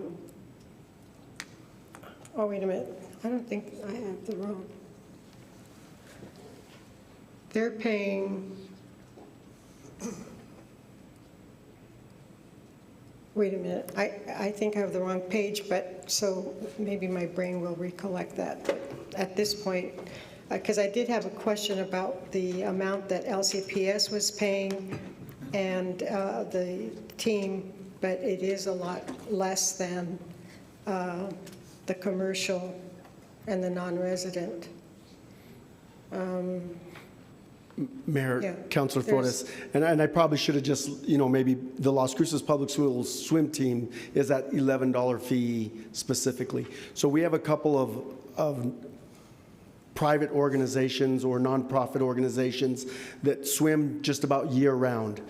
During the school year, and I believe it is in the fall into the winter, that the public schools, they are organized through specifically, currently only through Las Cruces High School. We met with the athletic director, Mr. Ernie Viramontes, a few months ago, and they sent out a note to see if there was interest in all schools being represented, Oregon Mountain, Mayfield, and Centennial. Goodness. And so that's where that kind of comes from, is traditionally the only swim team and the only location was if they attended Las Cruces High School. So now we're trying to see, or they are trying to see the interest, and I think Oregon Mountain might have had the most interest in expanding the number of teams that Las Cruces Public Schools will be offering during the school year season. Okay, thank you for that explanation. And then, is there transportation that will be available for younger children or throughout? Is there any kind of free transportation for youth to attend throughout the year? Mayor, Councilor Flores, our city transit system currently, but we don't have any other, we wouldn't be transporting them.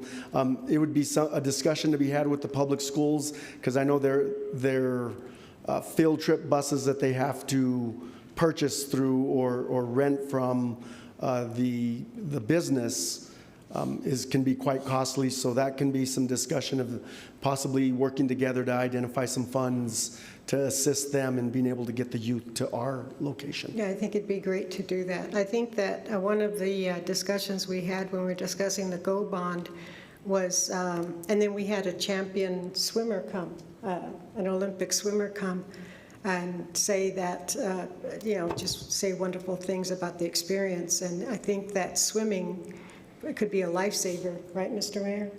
And I think that I remember as a kid going to our swimming pool, and it was always very invigorating. It was a lot of fun, but we could walk. It was very close to where we lived, but where our house was. But I would just love to see kids be able to get to the natatorium. It could be inspiring, and we may have some, swimmers out there getting their gold at the Olympics, someday. Yes, ma'am. So thank you so much for your work, and thank you, Sonia Delgado, who also promoted this years ago.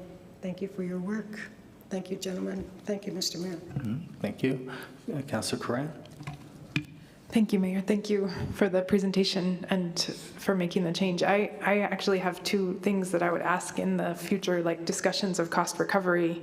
One, that it really emphasize equity and thinking about accessibility as the primary sort of thing, and then profitability garnered hopefully from institutions that interface with our Parks and Rec more than individuals that interface with our facilities. And then the other part is, I would ask that we think about, for everything where people over 60 have a discount, if this is about ability to pay, I would ask that we create a parallel ability to pay model that goes for people from 3 to 17. So arguably, if it's about ability to pay, people who are 3 to 17 have equally little ability to pay as seniors because they're not working in most cases. So I would ask that be one of the guiding principles as well, parity between above 60 and youth, if possible.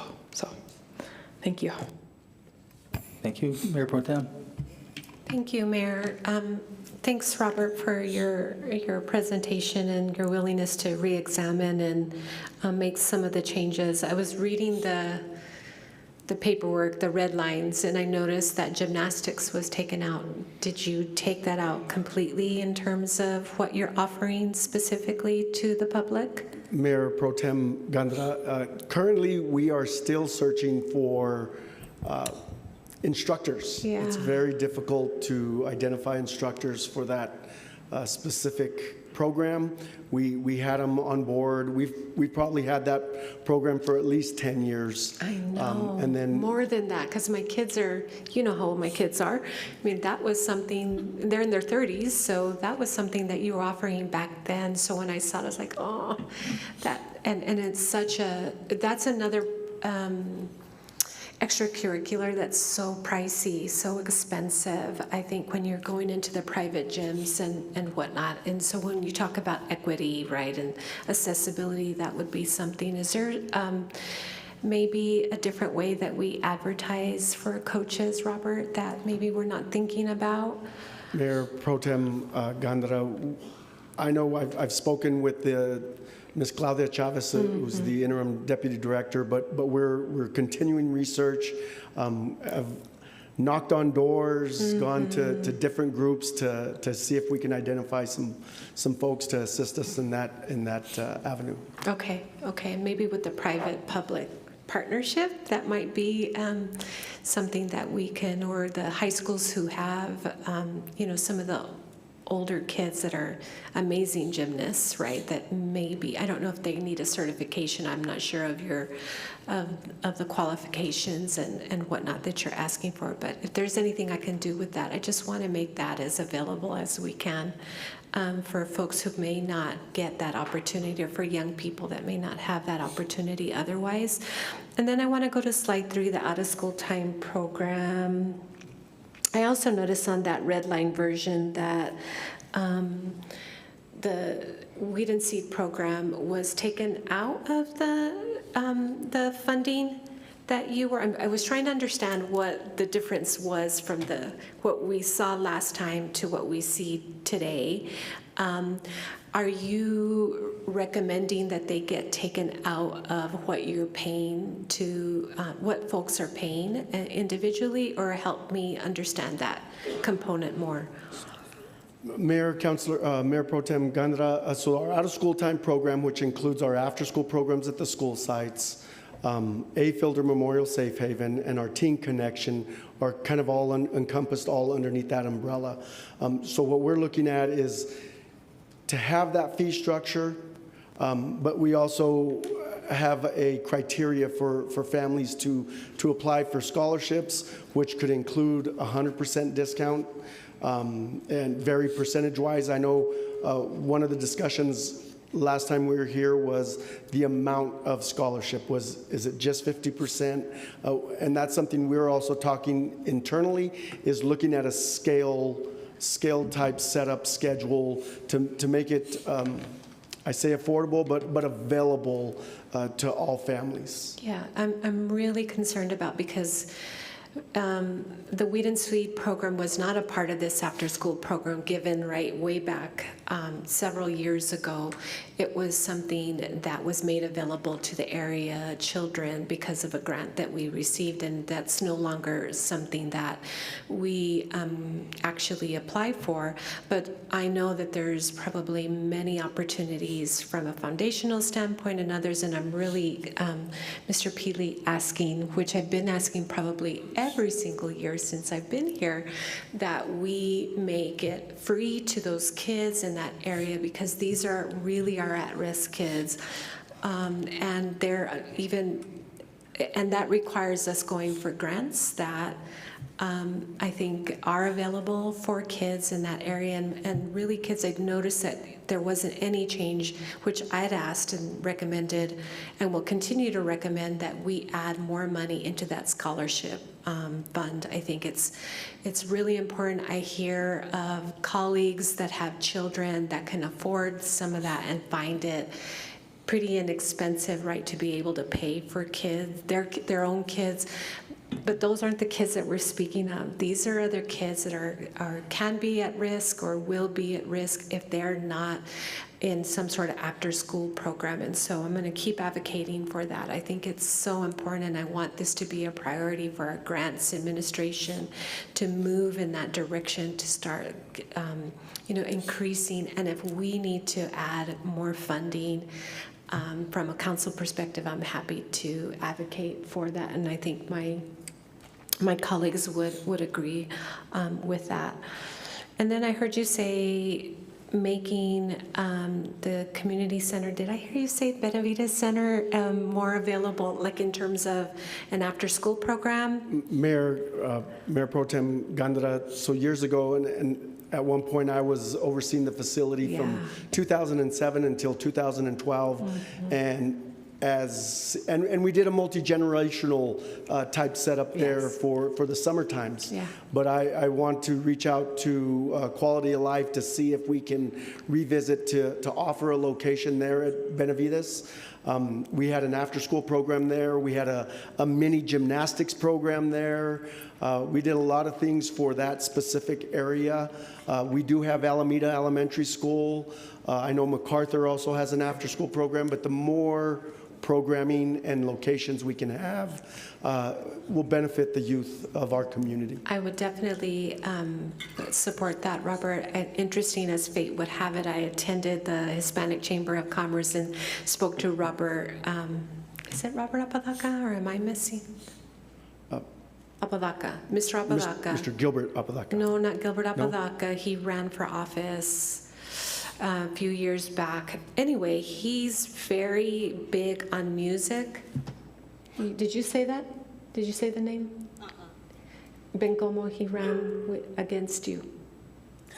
The guy with music? The music. So he's, it is Palacios, yes. See, I'm all completely. So he asked, hey, you know, why isn't there activities there at Benavides? There used to be, and I go, I think there's still some available. And so he's like, I will do what I can to provide art and music.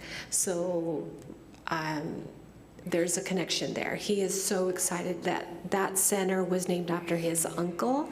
So there's quite a connection and obviously pride in that center opening back up and offering those sorts of activities to the kids. So and Mayor Pro Tem Gandara, during COVID, we were able to get in there, yes, and we worked jointly with senior programs. That's what I thought. We did it for a number of years prior to, and if we're able to do it here in the near future, that's something we will certainly visit and coordinate with Ms. Sonia Saldañez.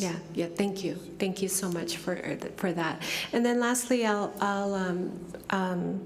continue to put advocate for the notorious. I appreciate the change in the fee.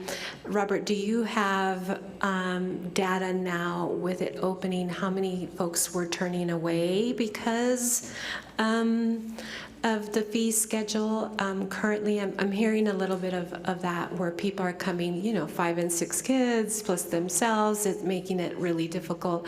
And as Councilor Flores indicated, it was something that we really advocated about, building the kind of expensive center that we have, that we wanted it to be equitable, that the kids get that. And I know you're working on all those amazing programs with the schools and such, but I worry about turning kids away, families away, because they're unable to, afford it, frankly. Mayor Pro Tem Gandara, this next slide is something that Jake provided to me. This is the first week of this summer, and those are the numbers that we had at our Lobs East Mesa outdoor pools, our aquatic center, and then the natatorium. And those are kind of the open swim numbers. So as you can see, the natatorium, the first week, I think we're averaging, it was 17 a day, give or take. He mentioned just recently they're back up to about 30 or 40 participants for the open swim session. So we still have capacity at the natatorium, and I believe at some of the other locations as well. But we'll stay with that $1 fee. We'll certainly advertise that in Facebook, news releases, and as many outlets as possible to let folks know that we are available, and for $1 they can come splash and enjoy themselves. Yes. Well, again, I had an opportunity to visit for your ribbon cutting, and it's beautiful, and I encourage everybody to get out there. Bill, my husband, is swimming pretty much every morning, and today, and it may have been last week because he wasn't here, the team is out there swimming now, and he's like, it's incredible, right, to see these kids and how great that they are. But I asked, what does the demographic look like, right, for the teams? And of course, there's mostly Caucasian folks that can afford to do this, and it's something that I think all of us really need to harp on, is that making it equitable for folks to be able to have that opportunity and might have opportunity to join those swimming teams but can't afford it. So I don't know what that looks like in terms of how the city intervenes in that, but I'm hoping possibly there's dialogue with your scholarship program that, or maybe folks sponsoring kids, that kind of thing would be a helpful thing, especially those that want to but can't afford to. So with that, Mayor, I'll turn it back over to you. Thank you. Thank you, Mayor Pro Tem. So, Robert, can you put the price again? There you go. There, right. So, thank you for the presentation. I just wanted to mention to my colleagues that I think when I was in discussion, I think it was probably 2009, 2010, when we thought we were going to get the pool back then, and the city wasn't looking to run it.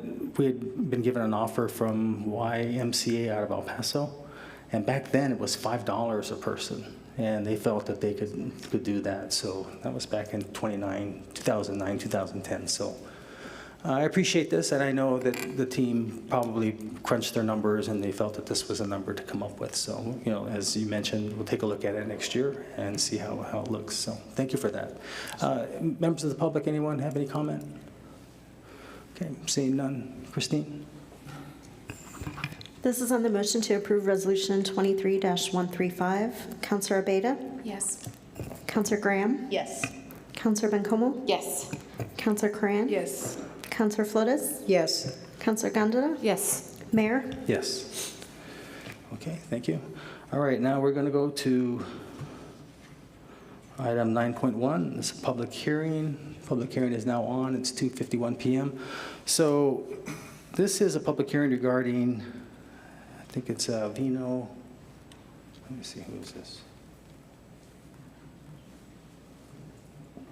Vino Real LLC, and they're looking for approval of a wholesale spirits, beer, and wine liquor license. And so you're Valerie? No, Carrie with the city attorney's office. Carrie? Okay, so the way I understand it is the state gave them a conditional approval. Correct. And it's because they're within, they're 260 feet from Bethel Second Baptist Church, which is located at 405 East Hadley. That is correct. And that's the only thing, nothing else is closer, the schools, okay. So that's pretty much it? That's it. Okay, so are there any members of the public who wish to speak either for or against this public hearing for the approval of this? Okay, seeing none, the public hearing is now closed. It's 2:52 p.m., so entertain a motion to adopt resolution. Well, first off, so no, the church didn't No. either, okay. So entertain a motion to adopt resolution 24-003. Move to approve. Second. Motion made by Councilor Bencomo, second by Councilor Corran. Christine? This is on the motion to approve Resolution 24-003. Counselor Abeyta? Yes. Counselor Graham? Yes. Counselor Bencomo? Yes. Counselor Cran? Yes. Counselor Flores? Yes. Counselor Gondeta? Yes. Mayor? Yes. Okay, thank you. Thank you. All right, next, item 9.2, resolution 24-004. Move to approve. Second. Okay, motion made by Councilor Abeyta, second by Councilor Bencomo. And Jacqueline Rubacalva, is that you? Sorry, yes. Okay, good. That is me. All right. Nice to make your acquaintance. I think this is the first time I think I've seen you, so. Oh, well, I've been gone a few times. Working, of course. Yes. For the city. Yeah. Hi, good afternoon. Jacqueline Rubalcava, Budget and Grant Administrator. I'm bringing forth a resolution for budget adjustments for FY23 end of year. These budget adjustments, there's no new programs or policy initiatives. The adjustments are focused on compliance and alignment. These are routine budgetary adjustments, which are best practice. And the data presented is summarized, so you'll refer to your packets, please, for detailed information. Okay, the first budget adjustment request is for prison care fund. and it is for an increase of $100,000 in expenditures. These are to cover expenses for 2 more months for FY23. For flood control operations fund, this is an increase in revenue of $27,195. The property taxes came in higher than budgeted, so we're requesting to increase the revenue. And then the following 2 are going to be for 2017 NMFA streets. One is a debt service and the other is a project fund. And so we're requesting an increase to transfers of $60,365 in the debt service fund and an increase of $60,365 in the project fund. This is due to a 2017 NMFA street project completion. So the transfer will be moved over to debt service. For Water Development Fund for Utilities Department, an increase in expenditures of $21,000 and $21,000 in expenditures and transfers. And this is to pay for the water portion of the impact fee study. And for legal, the following 3 funds. Unemployment Reserve, an increase of expenses of $32,400. This is for liability insurance premiums. Workers' compensation, an increase of $255,147 expenses again. And this is for workers' compensation to reflect the actuarial report. And lastly, liabilities claim. And this is an increase of $1.7 million approximately. And this is also to reflect the actuarial report. Here are the following council options. I stand for any questions. Okay, thank you, Jacqueline. Any questions? Members of the public? Okay, seeing none. Christine? This is on the motion to approve Resolution 24-004. Councilor Abeyta? Yes. Councilor Graham? Yes. Councilor Bencomo? Yes. Councilor Cran? Yes. Councilor Flores? Yes. Councilor Gondeta? Yes. Mayor? Yes. Okay, item 9.3, Resolution 24-005. Need a motion and a second? So moved to approve. Motion made by Councilor Corran, second by Councilor Bencomo. And Jacqueline, you're still going to present? Yes, still me. So this is a resolution for budget adjustments for the fiscal year 24. Again, there are no new programs or policy initiatives. These adjustments are focused on compliance and alignment, and they are best practice. The data presented is summarized. Please refer to your packet for detailed information. Okay, so the first one is the Special Revenue Reimbursement Grant Fund for Community Development, requesting an increase in revenue and expenses of $59,620. This is to carry over the State Historic Preservation Office Certified Local Government Grant for Mesquite Historic District. For police, the following 2. The first one is under Police Protection Fund, an increase in revenues and expenditures of $178,500. This is due to an increased allocation for the fund. Environmental Protection Fund, an increase in revenues of $200,000 and expenses of $247,000. And this is to adjust the beginning balance for FY24 as well as to budget correctly in FY24. For 2023 SSGRT, Public Works Department, an increase of expenses of $12.7 million. And this is again to adjust the beginning balance and to budget it for FY24. When the 2023 SSGRT was brought to council, it was after the budget had already been finalized. Similarly, with the 2022 GO bond for Public Works, an increase of expenses of $17 million. And this was also brought to council after the FY24 budget was finalized. So we're requesting an adjustment to the beginning balance and the FY24 budget. Utility Shared Services Fund for Public Works, an increase of expenses of $40,945. These expenses were initially excluded from the FY24 budget, so we're just correcting. For transit operating, it's the following 2 adjustments. The first one, an increase in revenues and expenses of $12,115. And this is for insurance recovery for damaged bus stop shelter. And the damaged bus stop shelter is located at North Roadrunner Parkway and Coventry Road.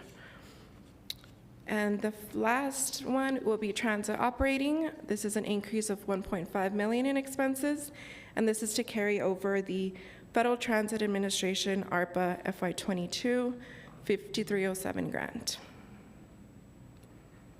Here are the following council options. I'll stand for any questions. Okay, thank you. Councilor Bacon? Thank you. Just one quick question on the slide before. The insurance on the recovery for damaged bus stop shelter, can you explain this a little bit? Is this how much it costs to repair the damage? I believe this was the insurance recovery. So I'm not too familiar with it. I believe someone from the department might be here to talk about it a little more. If there's someone here from... Here he comes. Oh, there we go.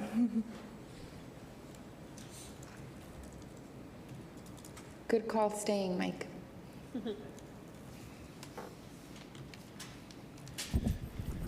Good afternoon. I'm Mike Bartholomew, the transit director. This is just, it was a claim that we put in on damage to that shelter that was hit by an automobile, so that was the payment on the claim. And it's just to put the revenue, account for the revenue in our 24 budget and the expense for the repairing and replacing the shelter. Got it. Do you know off the top of your head how much the repairs cost? That's what it was. That's what it was? Mm-hmm. Wow. That's Well, it's a whole replacement, really. It was a whole replacement. Yeah. Okay. Thank you, Mike. I appreciate it. Anybody else? Members of the public? Seeing none. Christine? This is on the motion to approve Resolution 24-005. Councilor Abeyta? Yes. Councilor Graham? Yes. Councilor Bencomo? Yes. Councilor Corran? Yes. Councilor Flores? Yes. Councilor Gondeta? Yes. Mayor? Yes. Okay, next is item 9.4, Resolution 24-006. Move to approve. And So we have a motion. Is there a second? So moved by Okay, Flores. motion made by Councilor Abeyta, second by Councilor Flores. Yes? And before I step aside, I'd like to introduce our newest budget analyst, Charlie Fierro, and he'll be doing the following presentation. Okay, well, welcome aboard, Charlie. So you already know what the switch is, so that's good.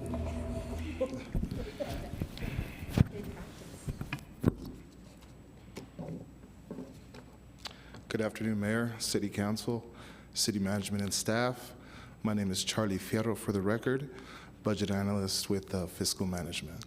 So today I bring before you all 3 new grants that are set to be awarded to the city. My first item is with Economic Development. These funds will be housed under Fund 2100, Special Revenue. The title of this grant is 828 Productions, which is part of the Las Cruces Local Economic Development Plan. This grant amount is $3 million, which is set to refurbish a production facility at 106 South Miranda Street. And this facility is set to employ at least 100 full-time employees or persons by December 31st, 2029.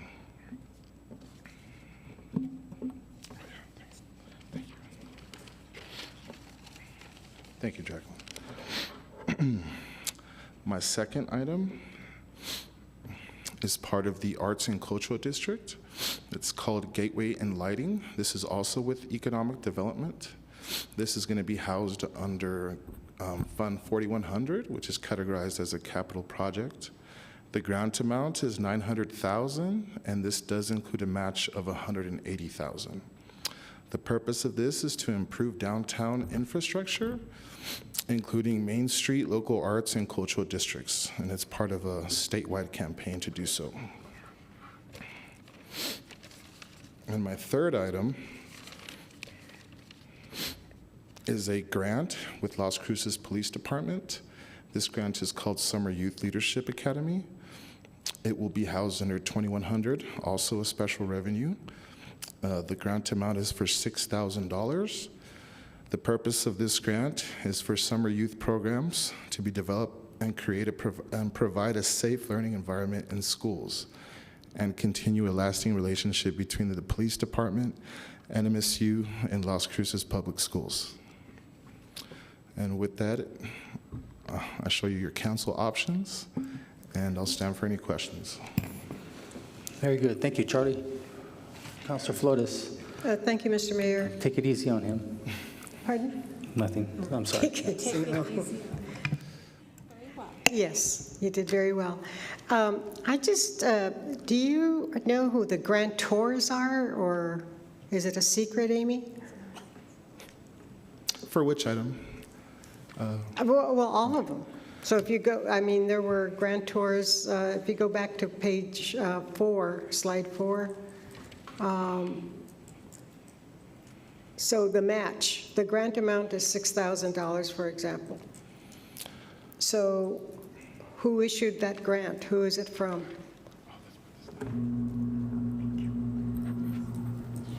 I think it'd be good to know who the grantors are. We know we're the grantees, but... Good afternoon, Mayor, Council. Councilor Flores. State your name for the record. I'm sorry? Oh, my name is Susan Gonzalez, Grants Manager. On each one of these grants,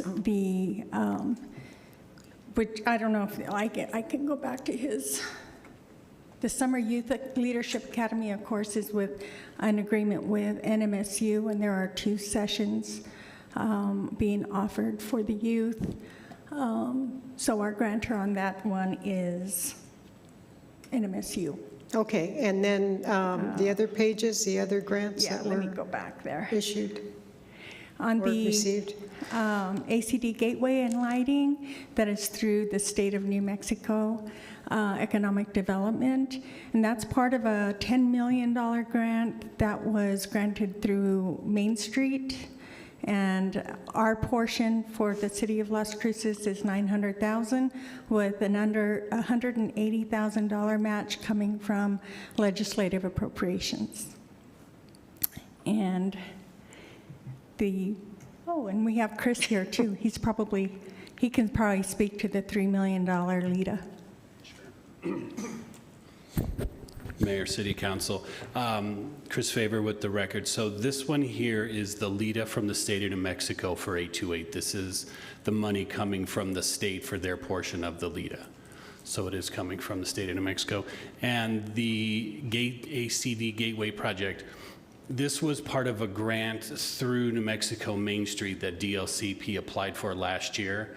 And the total grant awarded to New Mexico Main Street was $10 million. The DLCP's portion was the $900,000, and that's going to go to complete the ACD lighting and gateway project that they already have money for. So these are generally state issued grants? Mr. Mayor, Councilor Flores, yes, they are coming from the state of New Mexico, yes, both of those. Great, thank you very much. Sure. Thank you. Okay. Thank you, Councilor. Thank you, everyone. Members of the public, anyone have any comments or questions? Seeing none, Christine?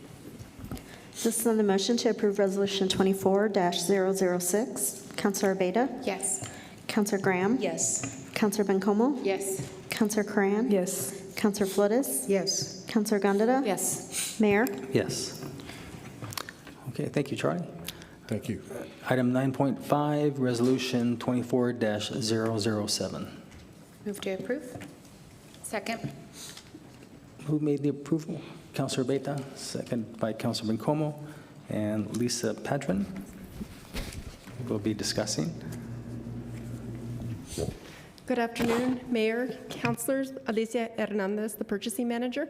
I just wanted to take the time to introduce Lisa Padron. She's one of our newer buyers. She's been with the city for several years, but this will be her first presentation.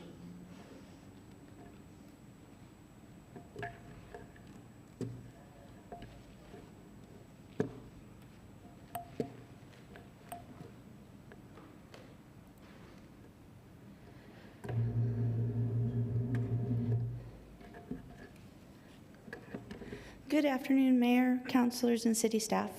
Lisa Padron, buyer with the Purchasing Section of Finance. Before you is a resolution to authorize contracts for survey services. In February 2023, the Public Works Department requested proposals for survey services. These agreements are utilized on already budgeted projects. Public Works is currently without a city surveyor. The agreements will allow projects to be completed in a timely manner. The services that will be performed include, but are not limited to, boundary surveys, right-of-way easement surveys, construction layout surveys, engineering design surveys, route surveys, NMDOT survey and mapping, as-built surveys, topographic surveys, control surveys, terrestrial or drone scanning and imagery, monument preservation and restoration, other survey-related services, subsurface utilities exploration, and expert witness in a judicial or quasi-judicial setting.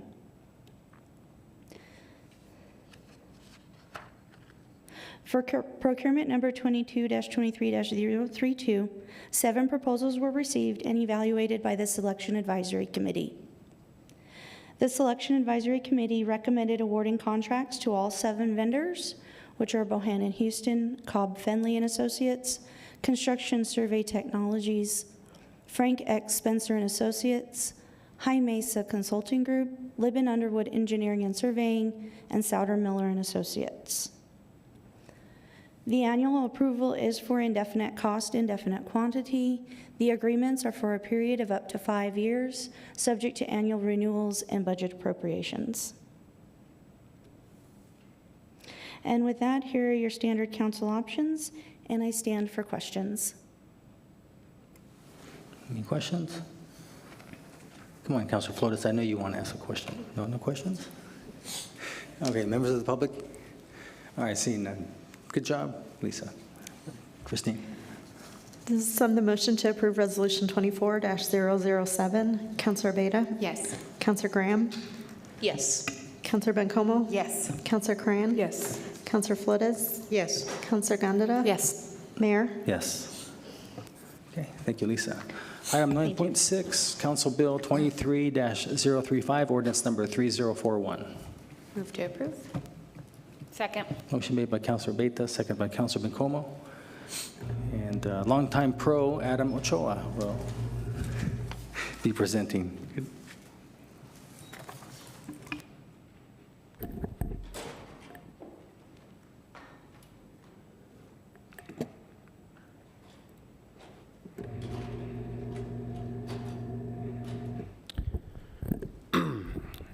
Good afternoon, Mayor, Council.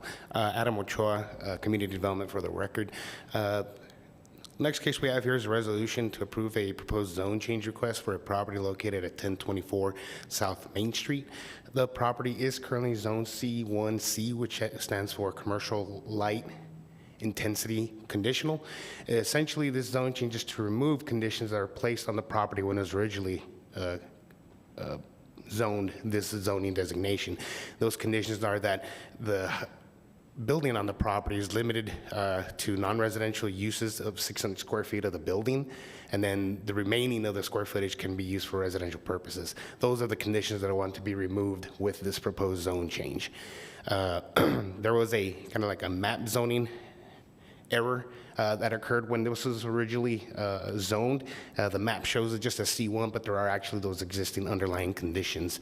There were multiple variances approved for the property back in the day when they dealt with backup and driving aisles, stall widths, number of required parking stalls and so forth like that. This was essentially a residential property that fronts one of our major arterials along in the city of Las Cruces, so it just kind of made more sense to make this more of a commercial property than the existing residential. It is located on South Main Street between Brown Road and Wyatt Drive and does encompass approximately 0.2 acres in size. There are currently 2 underlying property lines. That's one of the conditions that are staying on the property. They will have to rezone the property. In the rear of the property, there's an 8.5 foot, irrigation channel that separates the R1 zoning neighborhood to the west from the commercial property to the east here on that front's Main Street. There's also some landscaping, rather large rock wall and fences that kind of give a buffer as well between the commercial and residential area. There's absolutely no actual physical access from the commercial side to the residential side on that property. It is surrounded essentially hodgepodge of all uses, office, retail, and residential, along with that zoning of R1A, O2s, C1, C2s, and C3s as well. Currently, the property is being used for the sale of CBD on premises. There is a desire for the sale of THC or cannabis to be added to this business. A special use permit was approved conditionally in February of this year to allow them to do the cannabis sales on the property. A compliance plan was drawn up between staff and the applicant to bring the property into compliance as much as possible as required by the special use permit process. That is currently underway. Some of them have already been resolved even, but it should be taken care of essentially. The hours of operation for the business from 9 a.m. to 9 p.m. Monday through Saturday, 9 a.m. to 6 p.m. on Sundays. Here is the zoning map showing the property here. As you can see, it's shown as C1, but it is C1C, surrounded along Main Street by a number, excuse me, of commercial zoning districts, and then that commercial neighborhood to the west. Whoops. Apologize for the picture here, but as you can see, this is the property fronting Main Street with absolutely no access to the building, to the property from the residential area to the west. So again, the applicant is seeking to use the building for CBD and cannabis retails, and they want to use the entire building, not just the limited 600 square feet of the building. The request seeks to limit those existing conditions, and it will correct, if you will, the map and the ordinance actually line up with each other, and then we kind of fix that error that occurred many years ago. Here's a photo of that property. This is kind of an older photo. Parking has kind of been updated already. There's angled parking, there accessible parking as well. So it has been updated. And here's kind of looking towards the back where you can see pictures of that really tall rock wall that's kind of separating the residential area from the commercial. Public notice was sent out to surrounding property owners for the Planning and Zoning Commission meeting and for City Council. Staff did only receive one phone call, basically just with concerns for hours of operation. They didn't want a 24-hour cannabis retail. As you can see, they already stated what their hours of operation will be. With that, the Planning and Zoning Commission did review the proposed zone change and did recommend approval for the proposed zone change with conditions, of course. Conditions are that the business and property owner shall replat the existing property into one parcel, essentially eliminating any underlying lot lines on the property. Business owner shall provide all necessary parking pursuant to the variance and per current code. Bicycle parking shall be provided as required by code, and then landscaping requirements and irrigation systems shall be installed as well, basically bringing the property into compliance with design and development standards as well. Additionally, all relevant improvements shall be completed prior to the issuance of a business license to be approved. And like I said before, a compliance plan has been worked on between staff and the applicant for this. Findings, excuse me. Findings for that are finding your staff report essentially saying that, one, it's located along a major thoroughfare roadway, Main Street. It is a commercial area. Additionally, that it meets Elevate Las Cruces, our comprehensive plan, as well as our 2001 zoning code as amended as well. With that, your options tonight, ladies and gentlemen: 1, to vote yes, approve as recommended by Planning and Zoning Commission; 2, to vote and deny; 3, to vote and amend; or 4, to vote to table and postpone and direct staff accordingly. That is the end of my presentation. I stand for questions. Before we get to council, Adam, so the notices were 500 or 1,000 feet that were sent out in a radius? Mr. Mayor, it is 500 feet per the zoning code. That is what you're So that obviously reached out to some of the residentials behind it? Mr. Mayor, the vast majority of them were to the residential side because Main Street's so wide. It really didn't affect the commercial side of things, but it really grabbed a whole bunch of the residential to the west. And no one responded other than one phone call? Mayor, we only had one phone call, yes, sir, and the only concerns was hours of operation. Okay. Councilor Coran. My question is actually not related to this. It's just, please, it's a plea to all of us to finish Realize soon so that we don't have to be reminded of weird things that happened in 1985 at every single meeting. So I'm putting it out into the universe that I can't wait for us to have Realize. So that's all. Thank you for the statement, ma'am. Councilor Bencomo. Thanks. And just to be clear, today we're not voting on anything related to the cannabis business.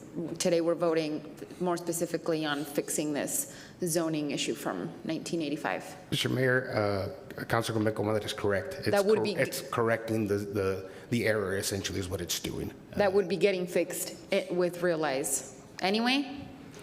Mr. Mayor, Councilor Bencomo, it potentially could be, but because this was something that was done back in the, we need to go back and fix the error that was done back then and correct it now. That's what we're trying to do. Okay.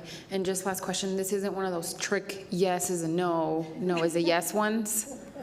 Mr. Mayor, Councilor Bencomo, no, if you just You've vote yes, brought too many of those to us recently, so. Understand the frustration, but no, if you just vote yes, the zone change gets approved. Thank you. Thank you. Thank you. And members of the public, none have any questions? You have a question? No. You lost your, I already went from council to, yes, Councilor Flores. Thank you, Mr. Mayor, and thank you so much for your presentation.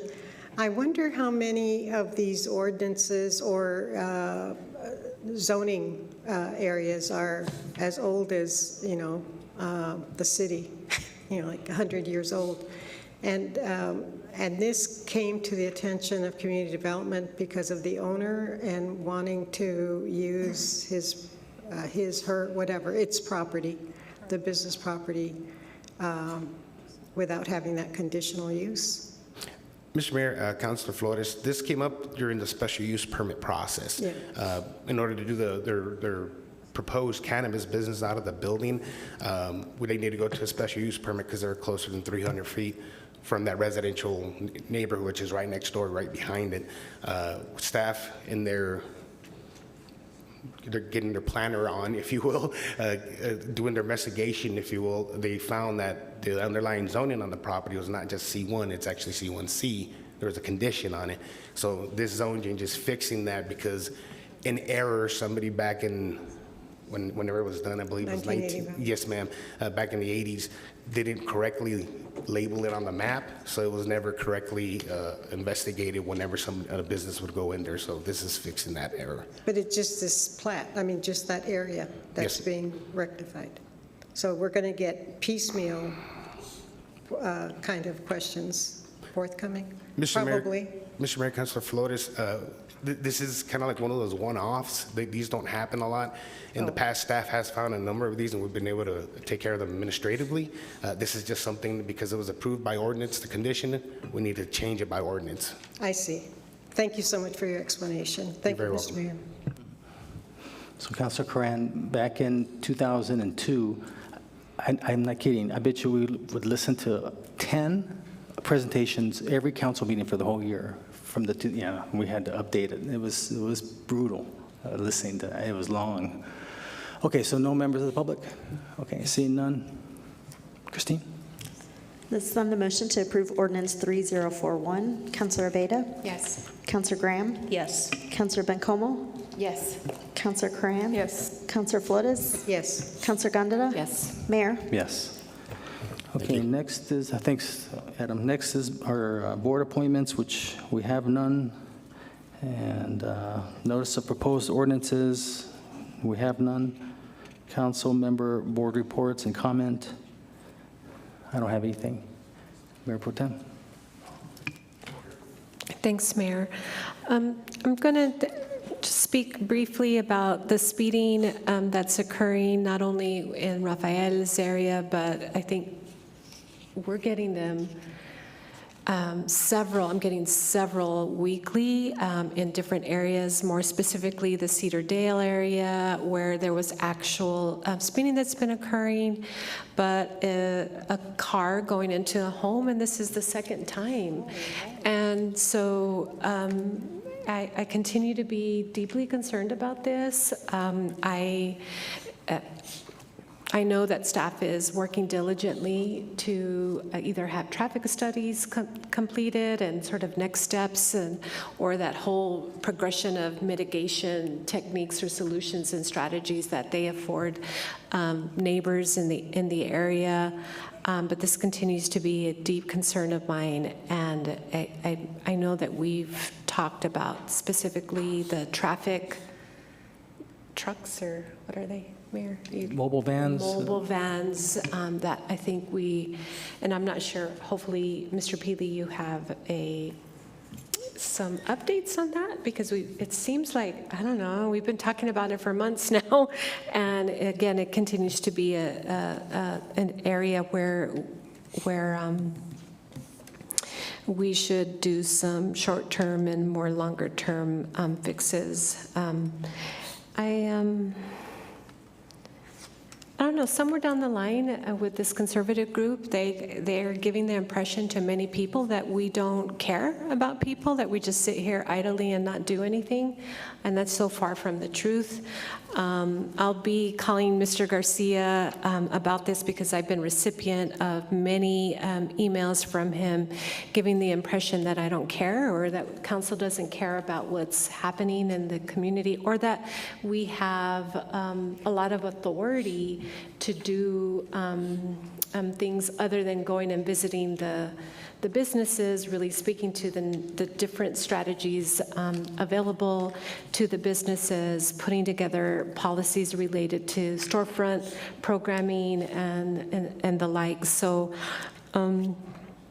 I'm hearing the issues and concerns, and Mr. Peely, I think we've heard more specifically sort of what police are telling folks, our police officers are telling, or allegedly telling folks about this. But I want to remind folks, and Chief, by the way, congratulations, Chief Story, for the interim, that we need those reports in order to file, right, for the storefront programming and any other programming that we have available. So I'm also concerned about our Mano y Mano program and kind of what's the status about our hygiene stations. I think this will alleviate quite a bit of what's happening in terms of folks urinating and defecating out in community. They have no other place to go. I'm not suggesting that I'm for what is happening with that, but I'm also hearing that Mano y Mano is declining to go out. I'm not sure what that is, and Mr. Peely, if you could check on that, that would be helpful to me, so that we can continue to advocate for a really great program that's doing so much to adhere to help in these circumstances. And then I've been really busy with some strategic sessions through the Downtown Partnership. There's some really exciting things that are happening related to the downtown. They have a new board, some transitioning of folks coming in off leadership and a new board, and they're working a lot, working quite a bit on retaining businesses, looking at ready fairs. They're very excited about the programming, the Size Up programming that's made available to potential businesses. So I'm really excited about the opportunity that DLCP is putting together for that. And let's see, I'm going through my notes.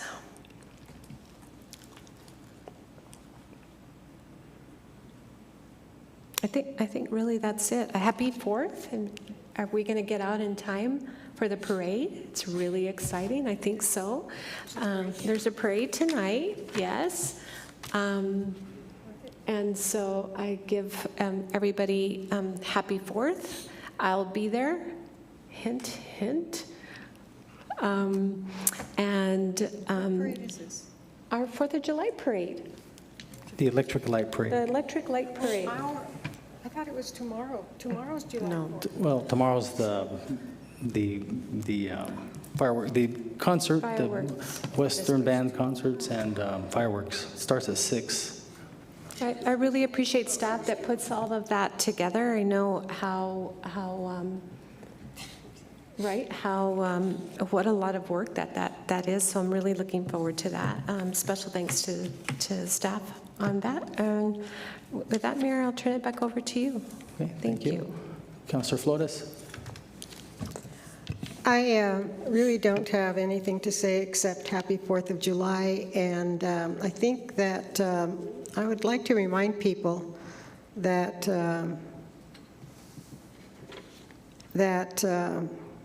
there's a lot that goes on behind the scenes, and for most of those people in our audience who are staff people or employees of the city, they know very well that it isn't just a question of city council coming up here 4 times a month to pretty much go through things that different departments, assistants, coordinators, directors prepare. And you know, it's really a dismay and really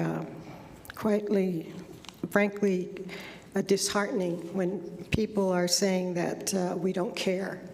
All of us up here on the dais have graduate and postgraduate degrees. Not all, but all of us have graduate degrees. Excuse me.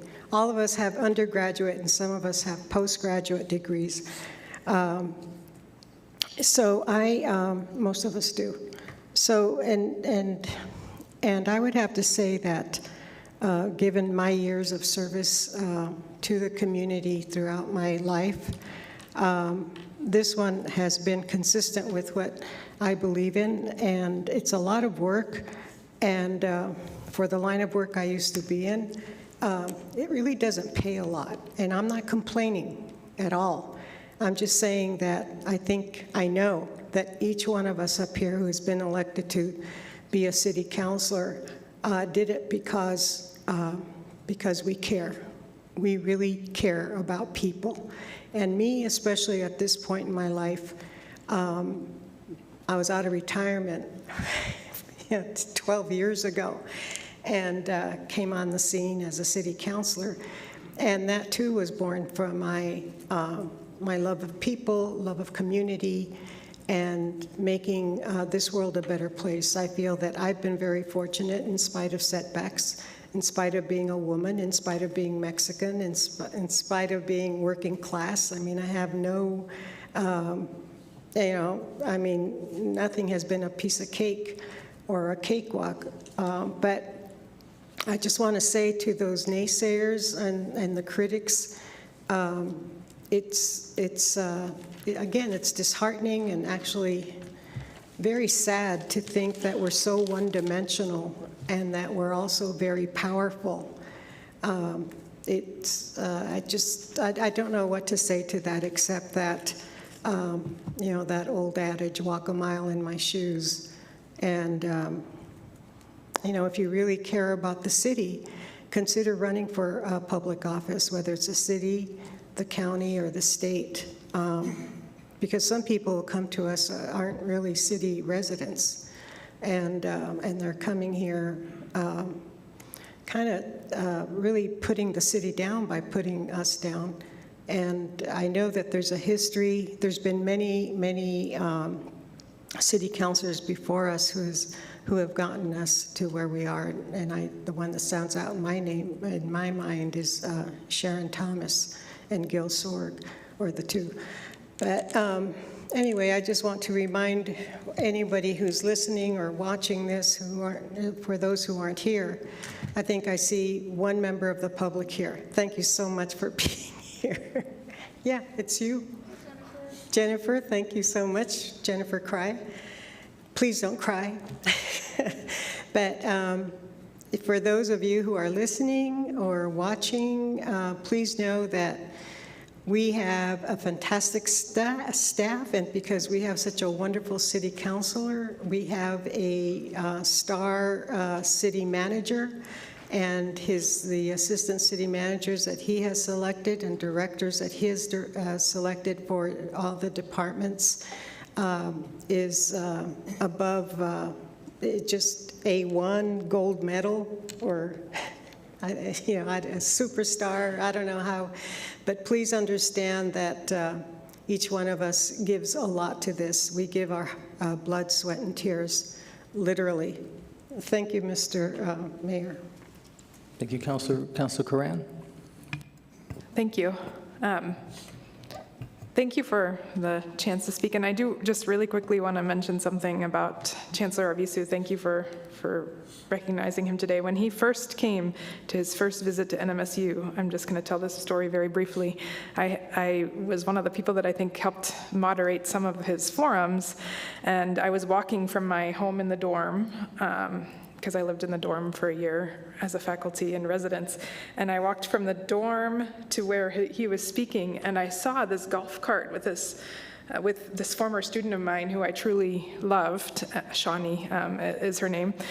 And I ran toward her with open arms to give her a hug, and Chancellor Arvizu gave me, well, then Dr. Arvizu just gave me a hug. I was a complete and total stranger, but he was completely open to like hugging a random person, and so I'll never forget that moment, actually, and I think he did carry that spirit with him as Chancellor. So I just want to tell that story of his arrival here on campus. I hugged my student too, which was slightly more appropriate, maybe. But I thank you for recognizing him today. Go ahead.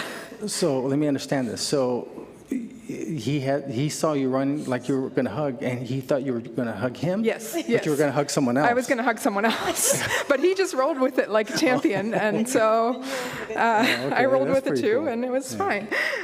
So, that's my story from knowing him for a long time. Really quickly, I will go quickly. I had the opportunity last week, Congressman Vasquez was in town, and he called together leaders of the LGBTQ+ community to talk about issues in our region, and it was a really powerful meeting in that there were different folks from different sectors of community advocacy, leadership, healthcare, and it was really powerful to hear some of the stories of things that are happening in our community. One that I really want to highlight that I think is something that we should think about in our thing, and I think about Ms. Diaz coming and talking to us about our healthcare system, which is a disaster at best in most of the time. In this context, what folks were really focusing on was the Otero County Hospital merger and the effects of a religiously oriented institution taking over the lone healthcare provider for a lot of people in that county. And I do just want to sort of point out that Las Cruces, we are lucky to be, a place where we have a number of healthcare providers that don't discriminate and don't have an orientation toward or against reproductive health and trans healthcare. And I just want us to all recognize that we're going to have folks coming, those folks who can cross the federally constructed, which, as we reminded Mr. Vasquez, Border Patrol checkpoint that creates a literal physical barrier. Those folks who can get past that will be coming to Las Cruces to get care, in particular related to reproductive health, in particular related to gender-affirming care. And so that was one of the big topics that we discussed in that context, and I think that he's really attuned to it, and I appreciate that Las Cruces continues to be the place where we can make those things happen, and we're thinking about it. But it does tie into Ms. Diaz's public comment and how we are dependent on the providers, for-profit, nonprofit, if you're lucky enough to have those, and their orientation in serving the community.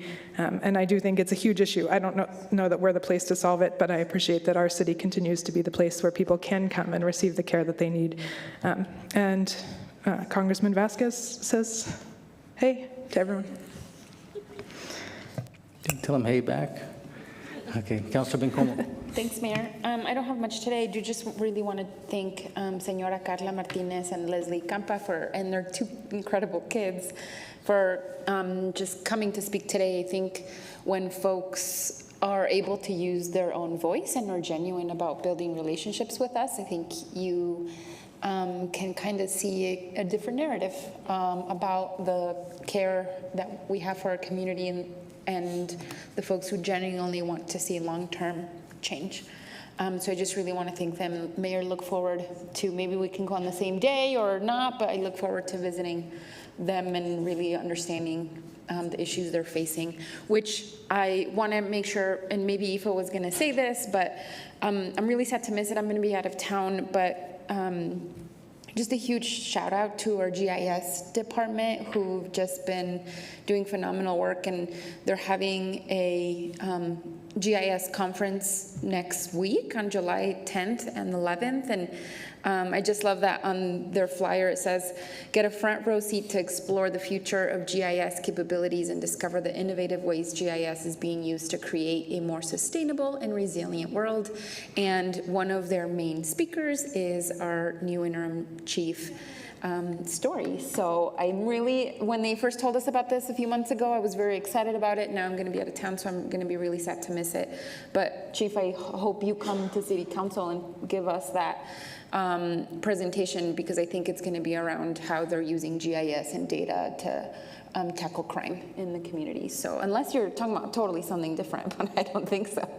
And so I'm going to be really sad to miss it, but look forward to hearing a report back from you all. And I think, oh, and then of course I want to thank Mr. Leos as well for coming back. I know that Public Works let me know that they're talking to PD and Fire about some of the solutions that the residents proposed, like closing off a part of Hickory.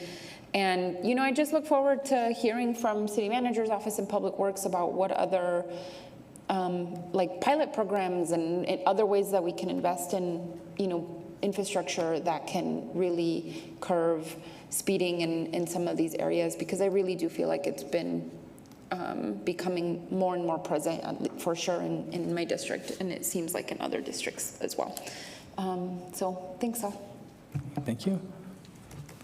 Councilor Graham. Thank you, Mayor. A little quiet today. I had some dental work, so keeping it chill.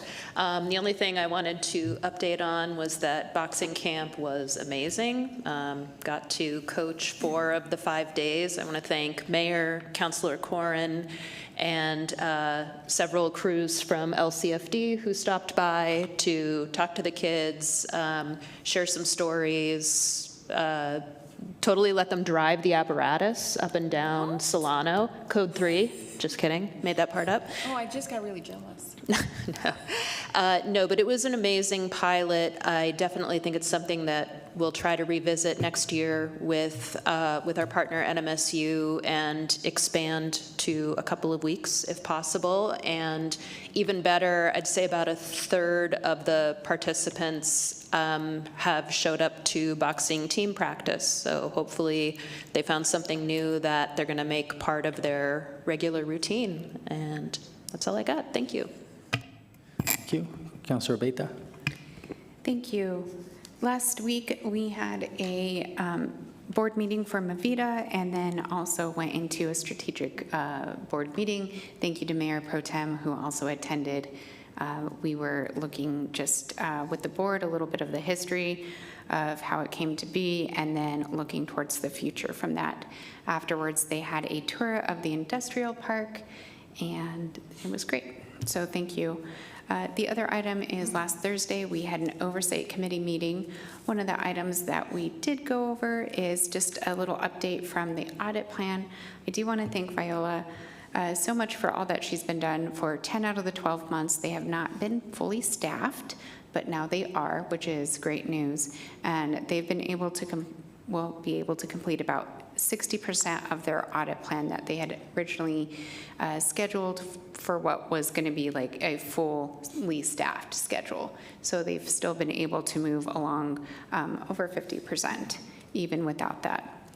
And those are just my quick updates for now. So thank you. Okay, thank you. Okay, it looks like we just have the city manager's report. So Ivo.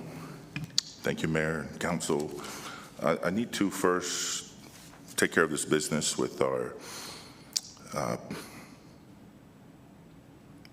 finance department asked me to present this pricing certificate. This is on June 5th, I believe. We issued a loan with the New Mexico Finance Authority, 2 of them actually, and then it's as a part of the ordinance. this is a requirement that I report back to you once we receive the proceeds, just to discuss the terms, let you know that we fulfilled the terms within the bond parameters or the ordinance parameters. And so information is that loan agreements with NMFA for flood control and street both have a processing fee of 0%, less than the 1% specified by ordinance. Both loans are closing on July 14, 2023, and then the city receives the loan proceeds.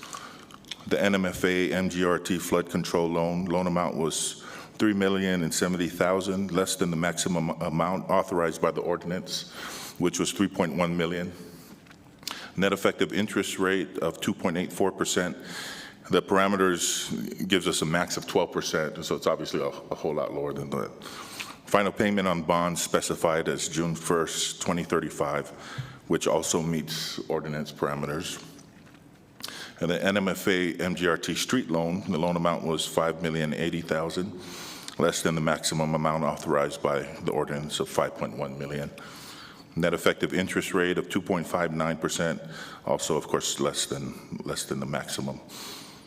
Final payment on bonds specified as June 1st, 2036, which again meets the ordinance parameters. And then again, this report fulfills that requirement to come back as specified in our ordinance. And I know we talked about the electric parade. I got this from Robert. Just wanted to give you the sort of the schedule for tonight. Yeah, so tonight's the parade, but we have a fun run sponsored by the Las Cruces Running Club. Fun run at 7:30, and then a 5K at 8 p.m., and then the parade will follow that. And then tomorrow at the NMSU Lou Cispato Park, the start time will be 6 p.m. This concert will be kicked off by local artists, and then the headliner will be Randy Hauser. And then there's also the Hadley Sports Complex sponsoring a basketball tournament. It's the USSSA Kyle Falvey Memorial Baseball Tournament. There's about 110 teams, and it'll go from July 5th through the 9th. And you've all noticed our interim police chief. Just wanted to recognize our new interim chief. Chief Dominguez retired officially Friday, was his last day here, and so I want to congratulate Chief Story. I actually texted him. We've been talking, Chief Dominguez and I have been talking about the speeding and the issues, and so I actually texted Chief Story if he's willing to say if there's anything that he can say right now, but he didn't need to if the message hasn't been passed on of what kinds of things we were doing, but he said he'd be willing to just share a few things of what we're seeing out there and how we're going to address it.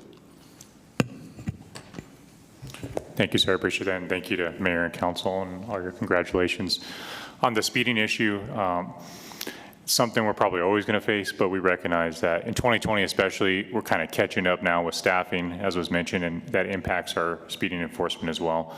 But the good news is things are a lot better now than they were back then. So we try to do that data-driven approach to speeding as well. So we use our traffic studies so we kind of see, one, is there a problem? Two, how bad is it? And then when we do something to address it, we can kind of gauge how effective it was.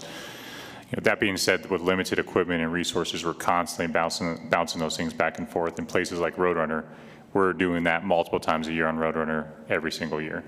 But the good news is, as staffing has increased, our traffic section is one of the places that took a hit. And with the PSAs increased, they take a lot of the crashes, so our traffic section is able to do a lot of enforcement, and we're already seeing those numbers increase. And then once we fully staff traffic, which should be by the end of this year, it's going to help a lot with these requests, so we can address more areas more often. Thank you. Okay, well, thanks, Chief. Is that it? Thank you, Chief. Just one more thing regarding the speeding. Now, we did have a conversation about our mobile vans, and it's sort of a mixed opinions on that from our council. And so we just decided not to bring it back just because there wasn't any, from what our perspective was, is that we kind of want to, I guess we'll bring them back. Everybody's good? Well, I guess that's what I'm asking. We're going to bring it back and have the discussion? Or Mayor, I thought it was the cameras on the lights, not the vans, that there was disagreement on. You're right. It was the mobile vans, but somehow the presentation seemed like it got turned into the cameras. I'm just talking about the mobile vans, the ones that they're used in New Orleans, which I think I need to probably go check out and just make sure.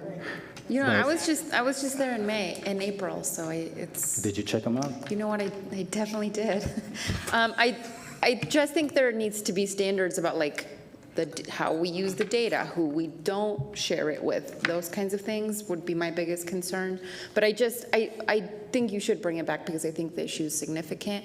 I just remember the cameras on lights being the place that there was disagreement on. Because the cameras will be on the mobile vans. Right, I think it was, the good thing about the mobile vans was that they could target specific areas, unlike cameras that are predominantly in bigger corridors where there's issues, but that's just at least not where I'm hearing most of the issues. Thank you. And I would agree with that, Ifo. Okay, so, and just a couple things, and thanks for announcing the fireworks show tomorrow. It's at 3205 Arrowhead, which is exactly due east of the football field, the New Mexico State University football field. So it starts at 6 o'clock, and fireworks will probably start around 9:30, 9:45 in that ballpark. Okay, if there's nothing further, intend a motion to adjourn. So moved by Flores. Seconded. Okay, motion made by Councilor Flores, second by Councilor Corran. Christine? This is on the motion to adjourn the meeting. Councilor Abeyta? Yes. Councilor Graham? Yes. Councilor Bencomo? Yes. Councilor Corran? Yes. Councilor Flores? Yes. Councilor Gandara? Yes. Mayor? Yes.